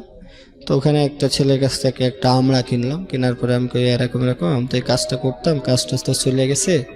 এখন আমি তো ওই কাজটা করার পরে ওই খালা বাইর করে দেওয়ার পরে আমার তখন আর টাকা পয়সা ছিল না। প্রায় 3 দিন আমি হলো মানে শুধু পানি খেয়ে খেয়ে, ওই যে এখানে এখন চন্ডিমা মার্কেটটা আছে আর কি, ওই পাশে একটা আছে গোলচক্কর, ওখানে ওই অজু করতাম, অজু করতে গিয়ে শুধু পানি খাইতাম, পানি খেয়ে মসজিদে নামাজ পড়তাম। তার খুব কান্নাকাটি করতাম, হয়তো কোথার থেকে যেন আমার সব কিছু হারিয়ে গেল। তখন শুধু মানে ছিল যে আমি কোনো একটা পরিচিত মানুষ যদি আমি পাইতাম, হয়তো তারা হয়তো আমাকে সহযোগিতা করবে। ওই সময় কি পড়াশোনা স্টপ করে দিলেন? হ্যাঁ, তখন তো পড়াশোনা এসএসসির পরের ঘটনা? হ্যাঁ, এসএসসি পরে। তখনও রেজাল্ট হয়নি? না, রেজাল্ট হয়ে গেছে। এসএসসি তো তখন শেষ করেই আমি ঢাকাতে আসছি। আচ্ছা আচ্ছা আচ্ছা। তো তখন হলো ওখানে 3 দিন আমি প্রায় পানি খেয়ে খেয়ে আমি জীবনযাপন করছি। আর তখন এই 3 দিন আমি পানি খেয়ে থাকি, আর প্রচন্ড ক্ষুধার্ত অবস্থায় পানি খাইলে অনেক বেশি কষ্ট লাগে, পেটের ভিতরে ব্যথা করে। তখন আমি ওই এখান যে ওই খালার কাছ থেকে চলে আসার পরে যখন এই 3 দিন, তখন আমি ওই চন্দ্রিমা সুপার মার্কেটে সিঁড়ির নিচ দিয়ে ওই তখন বুটিক্সের কাজ করতো, বড় বড় টেবিল থাকতো। জি। তো আমি সন্ধ্যার আগে কি করতাম, যে ওই টেবিলের নিচে ঢুকে থাকতাম, যে আমার ঘুমানোর একটা জায়গা আর কি। ওই টেবিলের নিচে বড় বড় পর্দা দেওয়া থাকে, ওখানে কেউ দেখতো না। তো ওখান থেকে আর বার হইতাম না। তো 3-4 দিন এরকম থাকতে থাকতে একদিন হলো ওই শপিং মলের যে মালিক ছিল, উনি একদিন মনে হয় সকালে এসে আমাকে দেখছে যে আমি শুয়ে রয়েছি। পরে দারোয়ানরা অনেক বকাবকি করলো যে এখানে সে শুয়ে থাকে, তোমরা কিভাবে করো। তো দারোয়ানও হয়তো তখন আমাকে একটা বাড়ি মারছে, মাইরা বাইর করে দিছে যে তোর যাতে মার্কেটের আশপাশে আর না দেখি। তো তখন আমার ওই যে ড্রেস কোড কিন্তু একটা ছিল, একটা গেঞ্জি আর ট্রাউজার ছিল আমার, ওইটাই থাকতো। হ্যাঁ, গোসল টোসল করতেন কোথায়? গোসল করতাম তখন আমার একটা গামছা কিনছিলাম, আর ওই যে ভিতরে এক জামা ওই গোসল করেই ওইটাই ধুয়ে আবার ওইটাই গায়ে দিতাম, ওখানে শুকাইতো, এইভাবে করলাম। তো এইটা ধরা খাওয়ার পরে আমার আর ওই মার্কেটে দেখলে দারোয়ানরা তখন আর আশপাশে ঢুকতে দিত না। তো তখন হলো যে ছেলে আমরা বেছে, ওর কাছে হইলো যে এরকম এরকম, আমি তো কি করব। তো বললো যে তুই আমরা বেচতে পারলে তুই, আমার এক বড় ভাই আছে এখানে, চল তার কাছে তোরে লই যাই, উনি আমাকে টাকা তো নাই, কই বিক্রি টিক্রি করলে টাকা উনি সব দিবে, আমরাও নিয়ে দিবে। তো ওনার কাছে যখন ও নিয়ে গেল, তো কইতেছে কাজ তো করবি নাকি চলে যাবি? না ভাই, কাজ করব, আমি খুব ক্ষুধা লাগছে, আমি খাইটাই নাই, তোরে খাবার টাবার দেবে, একটা কাজ করতে হইব, আমার কাছে কিছু জিনিস আছে, এটা এক জায়গায় রেখে আসতে হবে। আমি কই ঠিক আছে ভাই, আমি রাখবো, আগে আমি খুব ক্ষুধার্ত, আমি খাই নাই, নাহলে একটু যদি খাইতে দেন। তো উনি আমাকে একটা হোটেলও ভিতরে নিয়ে গিয়ে আমাকে খাওয়াইলো। খাওয়ানোর পরে আমাদের হাতে কি একটা টুপলা জাতীয় জিনিস দিল, সেইটা আমরা 2 জন মিলে কামরাঙ্গের চর নাম বুঝে অমুক জায়গায় এরকম ওখানে গিয়ে দেখলাম যে ওইটা যখন দিলাম সেই জায়গায় দেখি যে ওই মহিলারা বিড়ি টিড়ি খায়। এটা দেখে তো আমার খুব, আমি গ্রাম থেকে আসছি, মহিলারা বিড়ি খায়, আমার কাছে এটা যেন একটু কেমন মনে হলো যে এটা তাহলে কেমন জায়গা। তো ওদের কাছে দিয়ে আসার পর ওরা আমার সে তো তখন আমার বন্ধুই হয়ে গেছে। পরে বললাম কি রে, এটা কি? পরে বললো এইটা তো জানার দরকার নেই, চল আমাদের টাকা দিব, আমরা গিয়ে টাকা নিই। তো সারা রাস্তা ভাবতে ভাবতে আসলাম এটা কি দিলাম, আর মহিলারা বিড়ি খাচ্ছে, এটা আমার একটা খুব কৌতূহল, তাহলে মনে হয় জায়গাটা ভালো না। তো পরে এসে আমি ওরা জিজ্ঞেস করলাম যে এটা মনে হয় খারাপ কিছু দিছে। খারাপ হোক আর ভালো হোক তোর বোঝার দরকার নেই, চল টাকা দেবো। তো উনি আসার পরে আমাদের 2 জনকে 20-20 টাকা করে দিল। তো পরে ওরে আমি বললাম যে আমি আর এনার কাছে কাজ টাজ করবো না, আমি নিজেই আমরা কিনে এনে যদি বেচবো। আমরা কিনে এনে তুমি বেচতে পারবো না, এটা ওদের একটা সিন্ডিকেট আছে। আমি যদি কিনে আনি সমস্যা কি? দেখো তুমি বেচতে পারো কিনা। তো তার সাথে আমি বললাম দেখি আমি পারি কি পারি না। তাই আমরা কিনে নিয়ে এসে ওখানে বিক্রি করার জন্য চেষ্টা করলাম। তো দেখলাম যে পোলাপান দিয়ে আমরা টামরা সব ফেলে টেলে দিল, ভেঙে টেঙে ফেললো। তো ঢাকা শহরে যেখানেই হোক, একটা যদি কেউ ভিক্ষাও করতে যায় বা এটা, তাদের কিন্তু একটা সিন্ডিকেট থাকে। তো আচ্ছা, যাক, উনি আমাকে চড় থাপ্পড় মেরে ওই জায়গার থেকে যে এই এরিয়ার মধ্যে, নিউ মার্কেটের মধ্যে যাতে তোর আমি আর না দেখি। তো যাক, ওখানে আর আমার থাকা হলো না। ওখান থেকে আমি করে দেখি যে অন্য জায়গায় চলে যাব। তখন যে হাঁটতে হাঁটতে কোথায় গেছি, গিয়ে দেখি যে ওই সে আবার কমলাপুর স্টেশন। তো কমলাপুর স্টেশনে পরে ওই জায়গায় ওই যে টিএনটি মাঠগুলো আছে, ওখান থেকে হাঁটতেছি কাঁচা বাজারের সামনে। তখন তো আসলে নিরুদ্দেশ, যেদিকে যায় হাঁটতে হাঁটতে যেদিক মন চায় সেদিকে চলে যাব। তো ওখানে গিয়ে ওই জায়গায় তো অনেকগুলো আবাসিক হোটেল আছে। তখন আমি বললাম যে হোটেলে যে একটা কাজের সুযোগ থাকে, এইটা তো আমার একটু অভিজ্ঞতা আছে, কারণ আমি আগে একটা করেছি। তো ওখানে হোটেল আল বেলাল নামে একটা হোটেল আছে একদম টিএনটি মাঠের সামনে। তো ওখানে গিয়ে আমি বললাম ম্যানেজারে যে ভাই আমার কি কাজ দেওয়া যাবে? না, অনেক জায়গায় ঘোরাঘুরির পরে ওখানে 7-8টা হোটেল ঘোরার পরে হোটেল আল বেলাল মানে মালিকটা বসা ছিল সন্ধ্যার পরে। তা আমি যাওয়ার পরে তো আমার পোশাক পরিচ্ছদ তো বেশি একটা ভালো না। তো বললো যে আমি কয় লেখাপড়া জানো? আমি কিছু জানি। তো উনি একটা ছোট দিল যে এটা পড়ো। তো পড়লাম।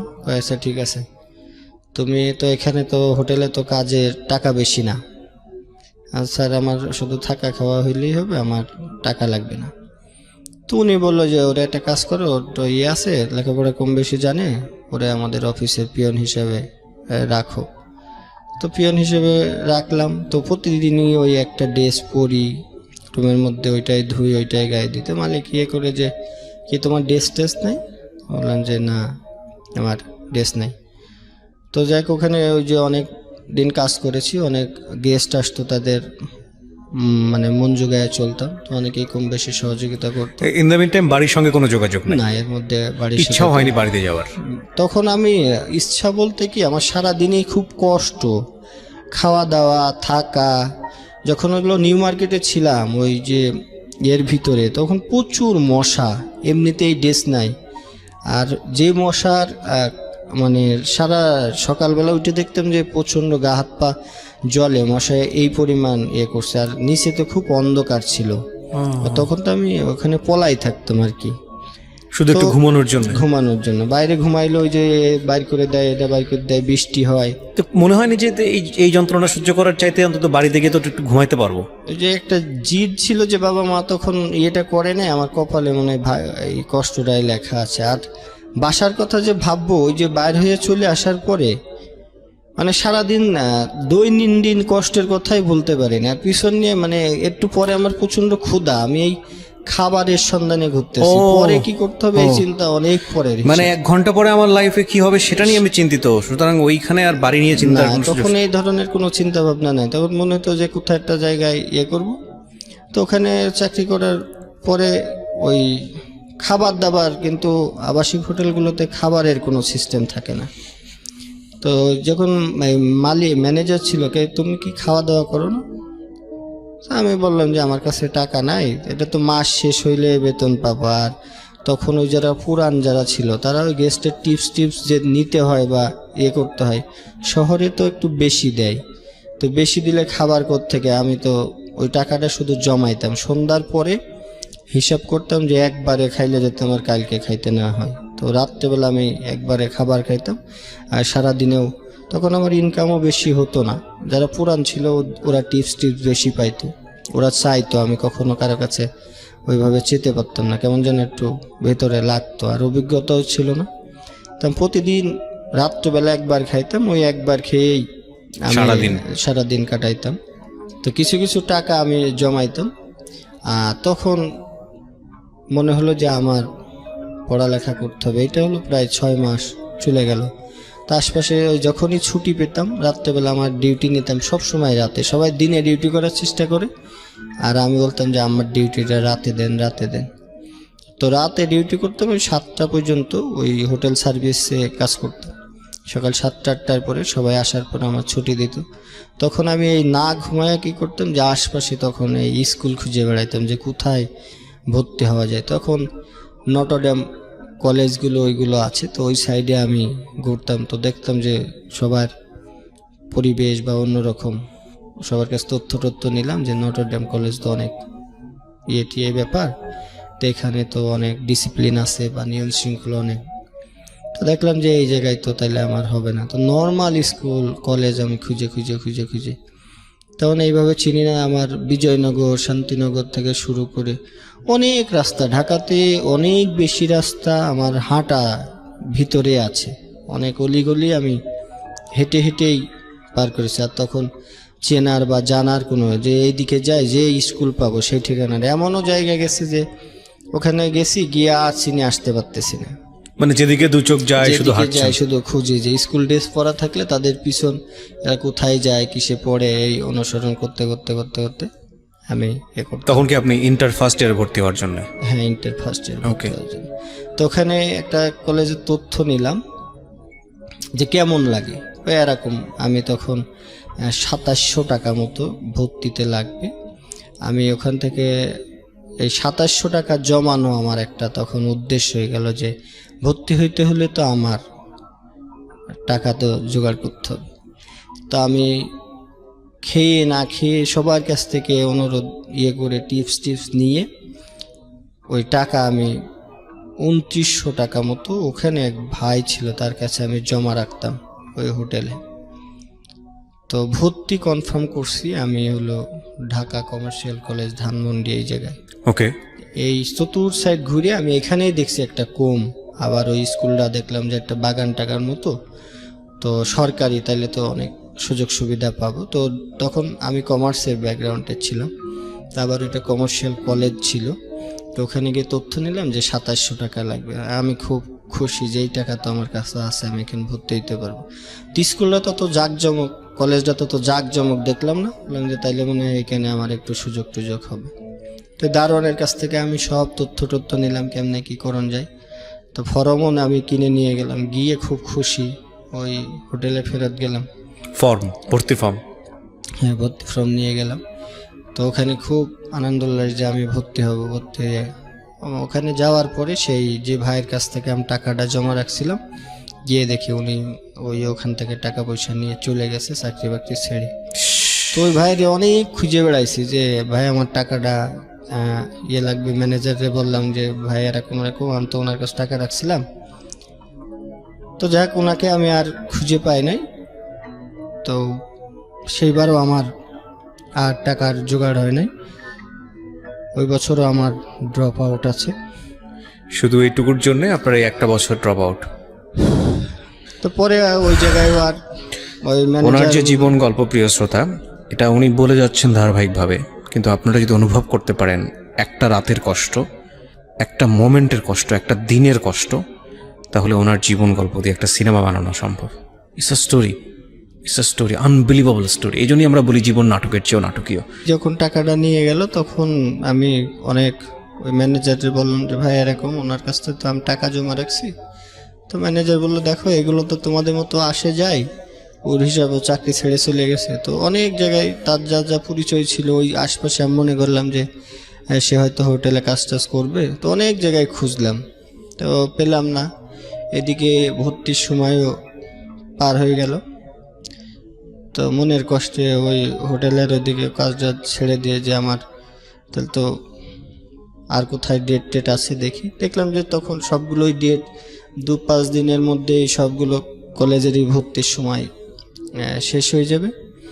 তো যাক, সে বছর আমার আর ভর্তি হতে পারলাম না, টাকাও আর জোগাড় করতে পারিনি।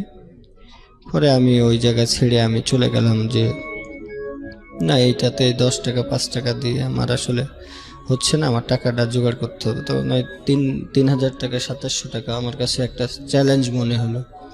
তো তখন আমি চলে গেলাম ওই জায়গার থেকে করে বাদামতলি, যে ওই ফল টল ভ্যানে টেনে করে দিলে আমি কিছু টাকা পাবো।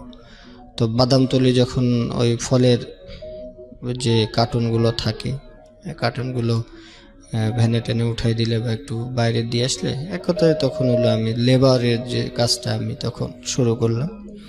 তো ওখান থেকে কাজ টাজ করার পরে অনেক দিন, প্রায় 1,000-2,000 টাকা তো এর মধ্যে এই যে ঘুমানোর যে বিষয়গুলো ছিল এগুলো হলো রাত্রে কিন্তু অনেক ঢাকা শহরে আমি অনেক হেঁটে হেঁটে কাটাইছি, যে ঘুমানোর জায়গা নাই, যে কোনো জায়গা দাঁড়াইলে বা একটু সুযোগ পাইলে যেখানে ঘুমাইলে এটা হয়তো উঠাই দিছে। তো বাদামতলী যখন কাজ টাজ করি তখন একজনের সাথে হলো যে তুমি এই কাজটা না করে তুমি একটা ব্যবসা করো। তো ব্যবসা আমি কিভাবে করবো? এই যে ফল নিয়ে তুমি যদি বেচো তাহলে তোমার তো টাকা নাই।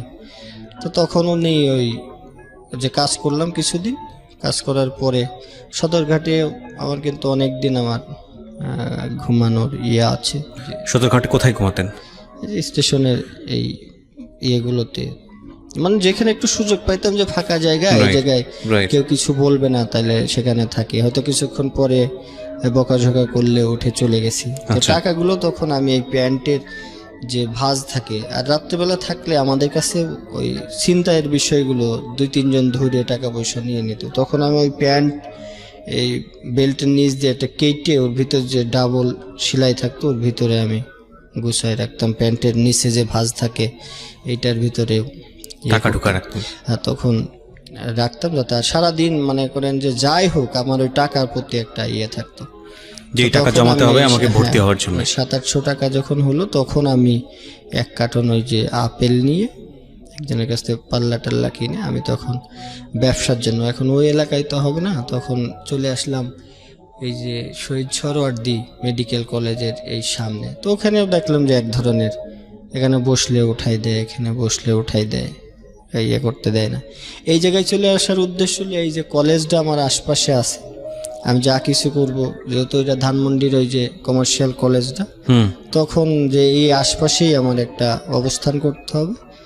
আর প্রতিদিন ওই কলেজের খোঁজ রাখতাম, আবার কবে ফর্ম ছাড়বে, এভাবে যাক তখন টাকা পয়সা কিছু, আমি ওখানেও ফলের দোকানদারি করেছি, ফল বিক্রি করছি, ওখানে চার দোকানদারি করছি। তো দিন রাত পরিশ্রম করতে করতে আমার পুরা জন্ডিস হয়ে যায়। জন্ডিস যখন হয়ে গেল তখন ওই যে ডাব পড়া, কেউ কবিরাজি বুদ্ধি দেয়, এইটা বুদ্ধি দেয়, ওখানে থাকতে থাকতে তখন কয়েকজনের সাথে পরিচয় হয়েছে। তো আমার এই যে 2 হাত এখনো কাটা আছে, তো কবিরাজের বুদ্ধিতেই আমার 2 হাত কাটতে হয়েছে যে জন্ডিস নামাবে। আমার এই যে 2 সাইডে এখনো কাটা, কিন্তু এই যে আপনার শরীর থেকে জন্ডিস নামাবে। হ্যাঁ, জন্ডিস কবিরাজের বুদ্ধিতে কাটতে হয়েছে। হ্যাঁ, হলুদ হয়ে গেছে। আচ্ছা। তো তখন ওই যারা বুদ্ধি দেয়, কেউ ডাব পড়া দেয়, কেউ গাছ বেঁধে দেয়, বেঁধে দিলে আমার 72 ঘন্টার মধ্যে জন্ডিস ভালো হয়ে যাবে। তো জন্ডিস আর ভালো হয় না। এখন ওই যে 7 রাস্তা এখানে এক কবিরাজ ছিল, উনি হাতে গাছ বেঁধে দিবে। গাছ বেঁধে দিলে আমার 2 হাত একদম মাংস খসে যাওয়ার মতো অবস্থা। এই যে 2টা এখনো কিন্তু স্পট আছে। হ্যাঁ, 2 পাশে দেখতে পাচ্ছি। তো এই 2টা স্পট 2 বার বাঁধলো যে তোমার জন্ডিস অনেক বেশি হয়ে গেছে, এটা তোমার একটাতে হবে না, 2টা বাঁধতে। তো 2টা বাঁধলাম প্রচুর যন্ত্রণা করে। তো তারপরে জন্ডিস ভালো হলো না। তো বললো যে আমার দ্বারা এটা হবে না। তো মোহাম্মদপুর তাজমহল রোডে ওখানে একজন ডাব পড়া দেয়, তার কাছে গেলাম। তো যে যেখানে যাইতে বলে সেখানেই আমি যাই, আমার জন্ডিস আর ভালো হয় না। তো তখন হলো, কারণ সারা রাত ওই যে দোকানদারি করতাম, দিনে ফল বেচতাম, এই খাওয়া দাওয়ার ঠিক নাই, ঘুমানোর ঠিক নাই। তো এইটার কারণেই মূলত আমার জন্ডিসটা হয়ে গেছে। তারপর আমার লক্ষ্য ছিল যে আমার ওই 3000 টাকা আমাকে জোগাড় করে আমার, আর তখন আমি ওই যে সামনে এই যে মুক্তিযুদ্ধে একটা ছিল, শহীদ সরোয়ার্দীর সামনে মুক্তিযুদ্ধে একটা বিল্ডিং ছিল, এখন এটা ভেঙে অনেক বড় হয়ে গেছে। ওইটার পাশেই আমি কিছুদিন একটা বক্স মতো করে কাঠ দিয়ে একটা বড় 3-4 হাত জায়গা মতো নিয়ে, তো যাই হোক তখন আমার কিছু টাকা হয়েছিল, তো একটা বক্স মতো করে ওই ফল টল যে রাখতাম, আর ওর ভিতরে কাউকে জানাইতে দিতাম না, রাত্রেবেলা চুপ করে ওই বক্সের ভিতরে গিয়ে আমি ঘুমাই থাকতাম। তো এখানে ঝড় বৃষ্টি যাই হোক, উপরে তিরপল দেওয়া আমার, তো ওখানে ফলের ব্যবসা করতাম। তো কিছুদিন ওই যখন একটা দোকান দিলাম তখন জায়গাটা আবার মানুষের নজরে পড়লো, তখন এই দখল নিয়ে নেয়, ও দখল নিয়ে নেয়। মুক্তিযোদ্ধার এখান থেকে পোলাপান এসে যে দোকানকে চালায়, এটা টাকা দিতে হবে এরকম। তো আমি বললাম যে ভাই এরকম আমি তো করি না, এখানে দোকান করতে হলে টাকা দিতে হবে। তখন একটা নির্ধারিত ছিল যে এই টাকাটা, তাও আমি দিয়েছি। তো কিছুদিন পরে ওইগুলো পুলিশে ভেঙে টেঙে দিল। তা আমার সব চালানটা যেটা গুছাইছিলাম তখন ওই দোকানটার মধ্যেই সব ছিল। তো পুলিশে ভেঙে দিল, ফল টল ওখান থেকে নিয়ে চলে গেল। তখন আবার আমি শূন্য হয়ে গেলাম। তো তখন যেন জীবনের গতিপথটাই যে না, এইভাবে তো আসলে আর মানে তখনও আপনি ইন্টারমিডিয়েটে ভর্তি হতে পারেননি? না, তখন তো ওই যে টাকা মেরে দেওয়ার পরে তো আমার আর সুযোগ হয় না। এখন এই আশপাশেই রয়েছি। তো ফলের দোকান ওইগুলো যখন ভেঙে দিল তখন আর আমার হলো না, মনটা খুব খারাপ হয়ে গেল যে এখন কি করব। তখন একটা এই যে ফার্ম গেটের এই জায়গায় একটা স্টুডিওতে আমি কাজ নিলাম। তো স্টুডিওতে কাজ নিলে তো উনি আমার বেতন ধরলো তখন 1600 টাকা। তা 1600 টাকা নিজের খাইতে হবে, থাকতে হবে। তো তারপরেও যেহেতু এখন আর পুঁজিপাটটা নাই, তো কী করব। তখন ওই সাইডে খুব কমের মধ্যে একটা ছিট ভাড়া নিলাম। ওই যে গিয়ে দেখলাম যে ওই মালিককে বললাম যে আমার তো থাকার জায়গা নাই, কেমনে কি করব। বললো তুমি এই যে এই এলাকা পানে যাও, এই এলাকায় গেলে সিট ভাড়া পাবা। তো সব সিট ভাড়া দেখি বেশি বেশি বেশি। তো তখন ওই গার্মেন্টসে যেসব ছেলে মেয়েরা থাকে তাদের সাথেই এটা একটা সিট নিলাম, 300 টাকা ভাড়া। জি। 300 টাকা না 280 টাকা যেন একটা রুমের সিট ভাড়া। তো ওখানে থাকি, এই জায়গাতে কাজ করি।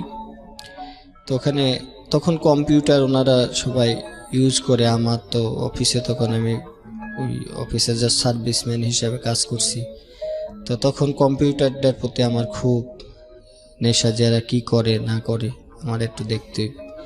তো ওখানে কাজ করি আর ওখানে গিয়ে থাকি। এই খাওয়া দাওয়ার বিষয়টা কিন্তু দীর্ঘদিনই আমার রয়েছে। তো এক সপ্তাহ যাইতে না যাইতে মানে বিকাল হইলে আমার খুব কষ্ট লাগতো, মানে ক্ষুধায়। যে তখন মালিককে বলতাম যে আঙ্কেল নাস্তা আনবেন না, নাস্তা আনবেন না। তো মালিক একদিন অনেক চিল্লাছিল, এই নাস্তার সময় হইলে নাস্তা, তোমার কারো কোনো মাথা ব্যথা নেই, তুমি নাস্তার বেলায় চিল্লাচিল্লি করো। আমি আর কোনোদিন ওনার কাছে নাস্তার পানির কথা বলতাম না। তো সারাদিন তো ওই জায়গায় গিয়ে থাকি। তো ওখানে যে রান্না হতো মেসে, আমি বলতাম যে না, আমি মেসে খাবো না, আমি বাইরে খাবো। তো ওই সিট ভাড়া দিতাম, কিন্তু খাওয়ার বিষয়টা আমার অনিশ্চিত ছিল। হয়তো কলা রুটি খেয়ে আমি দিন কাটাচ্ছি। তো একদিন হলো কম্পিউটার ধরছিলাম। তো কম্পিউটার ধরার পরে যে আন্দাজে ক্লিক করতে করতে ওই যে ডেস্কটপের যে আইকনগুলো থাকে, ওইটা আইকন হিডেন যে অপশনটা রয়েছে, ওই অপশনটায় ক্লিক হয়ে গেছে। দিয়ে এখন আর ডেস্কটপে কিছু দেখা যাচ্ছে না। আমি তো ভয়তে অনেক শেষ। ওখানে যে কম্পিউটার অপারেটর ছিল ওই ভাইরে কইতেছে যে ভাই এরকম এরকম। আমি তো কম্পিউটারে হাত দিছিলাম, এখন কি যেন কিছু লেখা টেখা নাই। তো উনিও একটা সুযোগ নিল, কয়তো তুমি কম্পিউটার তো নষ্ট করে লইছস, ভাইরাস ধরছে, তুই হ্যান করছস ত্যান করছস। তা আমি ওনার পা ধরছি যে ভাই আপনি মালিকটা বললেন না, আমার চাকরিটা খুব না, এটা তো অনেক ঝামেলা আছে, ভাইরাসে সব খেয়াল হয়েছে, এগুলো আনতে হইলে তো খরচ আছে। ভাই আমি বেতন পাইলে আপনারে আমি সব দিয়ে দিম, কয় টাকা লাগে বলে। এইটা প্রায় 300 টাকা লাগবে। ভাই আমি বেতন পাইলে, কয় না বেতন পাইলে এখন কালকেই তো এগুলো ঠিক করতে হবে, কাজ করবো কেমনে। তো ওই যে ফটোশপের আইকনগুলো যেগুলো থাকে, ওই যে ক্লিক করলে এখন তো বুঝি, তো ওই আইকনগুলো জাস্ট হিডেন রয়েছে, আর একটা রিফ্রেশ দিলে হয়তো চলে আসতো। তখন তার এটা জানতাম না। তো বললো যে তুই আর কোন দিন কম্পিউটার ধরবি? আমি না ভাই ধরবো না, এবার মতো মাফ করে দেন। ঠিক আছে, আমি 300 টাকা দিচ্ছি, দিয়ে এটা ঠিক করে আনতেছি, তুই মালিকের কাছ থেকে টাকা নিয়ে আমার আজকে কালকের মধ্যে। তো মালিকেরকে অনেক রিকোয়েস্ট করে যে আঙ্কেল আমার 300 টাকা লাগবে। তো কয় তুমি কাজ করছো কয়দিন, টাকা তো এইভাবে অ্যাডভান্স দেওয়া যাবে না। তো মালিকও দেয় না। ওনারাও বলি যে ভাই আপনি একটু, আমি তো টাকা দিয়ে কম্পিউটার ঠিক করছি। তো উনি যা কি করে আর একজনকে ডাক দিল। এটাই তো বন্ধুরে অন্য কাজের জন্য ডাক দিছে, কিন্তু আমারে বলছে যে এটা ঠিক করার জন্য ডাক দিছে। তো উনি আমার কাছ থেকে 300 টাকা ওই সময়, আমি 17-18 দিন পরে যখন টাকা পাই ওনাকে দিছি। দেওয়ার পরে আর আমি কোনোদিন কম্পিউটার ধরি নাই। তো তখন আমার মনে হলো যে এই কম্পিউটারটা আমার শিখতে হবে। তো এখন 9টায় আমার ডিউটি হয় ওই স্টুডিওতে। আর এদিকে স্টুডিও উনি মাঝে মাঝে ভিডিও করতে পাঠায়, এইটা করতে পাঠায়।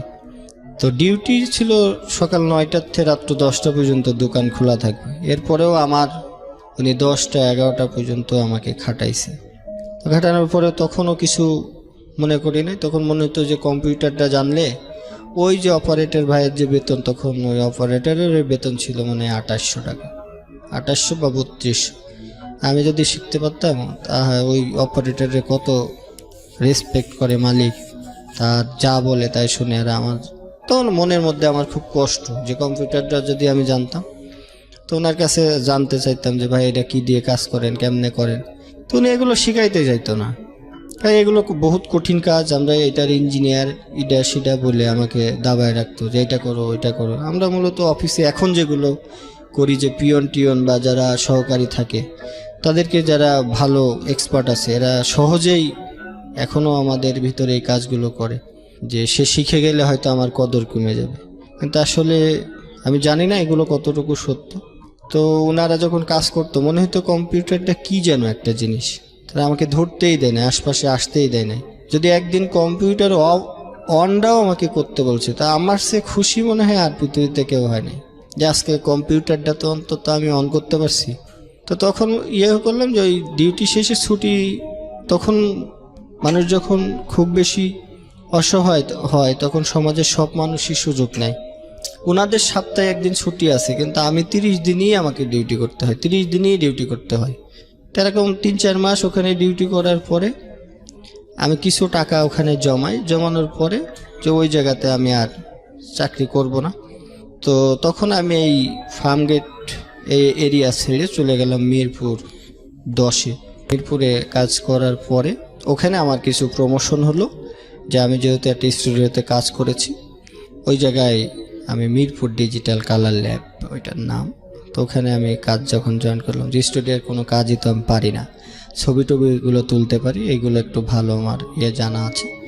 তো ওখান থেকে একটা আসলো যে আমি কম্পিউটারটা, তখন একটা ভাই ছিল যে এরকম, তখন শুধু ছবিটা কাটতে পারলেই হলো আর প্রিন্টটা দিতে পারলে, এইটাই একটা স্টুডিওর বড় একটা প্রসেসিং ছিল। তো আমি এক ভাই ছিল ইঞ্জিনিয়ার ফুজির, ওনাকে আমার কাছে টাকা ছিল তখন 700, ওনাকে আমি দিলাম যে ভাই আপনি আপনার পায়ে পড়ি, আপনি আমার এই কাজটা শিখাই দেন। শিখাই দিলে আমার এখানে আমি যে কয়দিন আসি, দেখো আমি তো থাকবো না, বাইরে চলে যাবো, আমি তোমাকে শিখাই দেবো লালন, তোমার আমি কথা দিচ্ছি। আমাকে ভাই প্লিজ, ঠিক আছে তুমি কাজের সময়, মালিক থাকলে তো ঝামেলা করবে, তখন মালিক যখন না থাকবে, ভাই এটা একদম সহজ কাজ, তুমি শুধু মাউসটা ঘোরানো আগে শিখো, এরপরে আমি বাকিগুলো। তো উনি যাই হোক আমাকে একটু সুযোগ দিল, পরে কম্পিউটারটা উনি আমাকে শিখাইছে ছবি টবি এডিট করা। এরপরেই যাই হোক আমি একটু তখনই হলো সমাজে একটু দাঁড়াইলাম, তখন আমি ওই জায়গায় বেতন পাই। বেতন পাওয়ার পরে যেহেতু আমি এখানে পিয়ন হিসাবে কাজ জয়েন করলাম, তো ওই জায়গায় যেহেতু আমি মর্যাদা পাবো না, হালকা একটু কম্পিউটার যেহেতু শিখছি, তখন আমি ওই জায়গায় শিফট করে আবার চলে গেলাম ওই যে মিরপুর 1-এর ওই সাইডে এশিয়া স্টুডিও নামে এখনও আছে ওইটা, ওখানে আমি কাজ জয়েন করলাম। তখন ওরা আমার বেতন ধরলো 3800 টাকা, একটু প্রমোশন আরও একটা হলো। তো তখন যাক এইভাবে করতে করতে 1 বছর পরে আমি কলেজে ভর্তির আবার সুযোগ আসলো। তখন আমি বাসা ওই সাইডে না নিয়ে, যেহেতু এই ফার্ম গেটে আমি তখন থাকতাম তেজকুনি পাড়াতে, তো তখন আমি ওই ঢাকা কমার্শিয়াল কলেজে ভর্তি হওয়ার সুযোগ পেলাম। সুযোগ পেয়ে এখন ওই মালিক তো সেই আবার ক্লাসে যাওয়ার ঝামেলা জটিলতা তৈরি হয়ে গেল। এদিকে মালিক সকালে যাইতে বলে, আমার ওদিকে কলেজ। আমি তখন নিয়ত করলাম যে কলেজে আমি যাবই। তো কলেজে চ্যালেঞ্জ কয়েকদিন করার পরে এই যে অর্থের কাছে আমি আবারও পরাজয়। তখন ওই জায়গায় মালিককে বললাম যে ভাই আমার 2-1 দিন সুযোগ দিতে হবে, আমি একটু কলেজে যাব। তো মালিকটা খুব ভালো ছিল, ঠিক আছে যে 2 দিন, ওই 2 দিনই, আর কিন্তু করা যাবে না, লেট করা যাবে না, আমাকে এই 2 দিন দিলেই হবে। তো যাক আমি সপ্তাহে 2 দিন ঢাকা কমার্স কলেজে যেতাম, কমার্শিয়াল কলেজটা ছিল এটা তেজকুনি পাড়াতে, তখন আমি থাকি। তো এখানে থাকার পরে যেটা হতো যে ওখান থেকে যে রাত্রেবেলা পড়বো, এই পড়ার সুযোগ, তো যে হোস্টেলে থাকতাম সবাই, হোস্টেল বলতে একটা বাসা বাড়ি মতো ম্যাচ টাইপের ছিল। তো সেখানে ওই রাত্রেবেলা সবাই গার্মেন্টসে কাজ করে, তো ওরা তো রাতে ঘুমায়, আমি রাত্রেবেলা এসে 10টার পরে পড়ালেখা করলে সবারই বিরক্তি। তো ওখানে আমার হোস্টেল থেকে নোটিশ দিয়ে দেওয়া হলো ওই বাসার যে আন্টি ছিল যে না এখানে থাকা যাবে না, রাত্রেবেলা পড়ালেখা করলে সবাই গার্মেন্টসে কাজ করে, ওরা ভোরবেলা যেতে পারে না। তো ওখান থেকে প্রায় যেই পড়াটা শুরু করলাম তখন আবার এই আবাসন যে স্থানটা ওইটা আমাকে ত্যাগ করতে হলো। একদিন ঝগড়া বিবাদ করে আমাকে ভাঙতি মাসের মধ্যে আমাকে বাইর করে দেয় যে এখানে তো থাকা যাবে না এই ব্যাপার। উনি ঢাকা শহরে সবাই একটু প্রফেশনাল, তো সেখানেও আবার যেহেতু ঢাকা শহরে ম্যাচ পাওয়া যায়, আমি অন্য জায়গায় ম্যাচ নিলাম ওই 4-5 দিন পরে জটিলতা। তো তখন চিন্তা করলাম যে বাসার সাথে যেখানে ওই মানে রোডের যে লাইটগুলো জ্বলে এমন একটা বাসা নিব যাতে ওই লাইটের এটা আমি জানলার পাশে যাতে থাকলে, এইটা খুঁজে মনের মতো তো আসলে বাসা পাওয়াও কষ্ট। তো গরমের মধ্যে লেপ বা খাতারটা গায়ে দিয়ে আমি এরকম আলো করেও আমি পড়ালেখা আমি করেছি।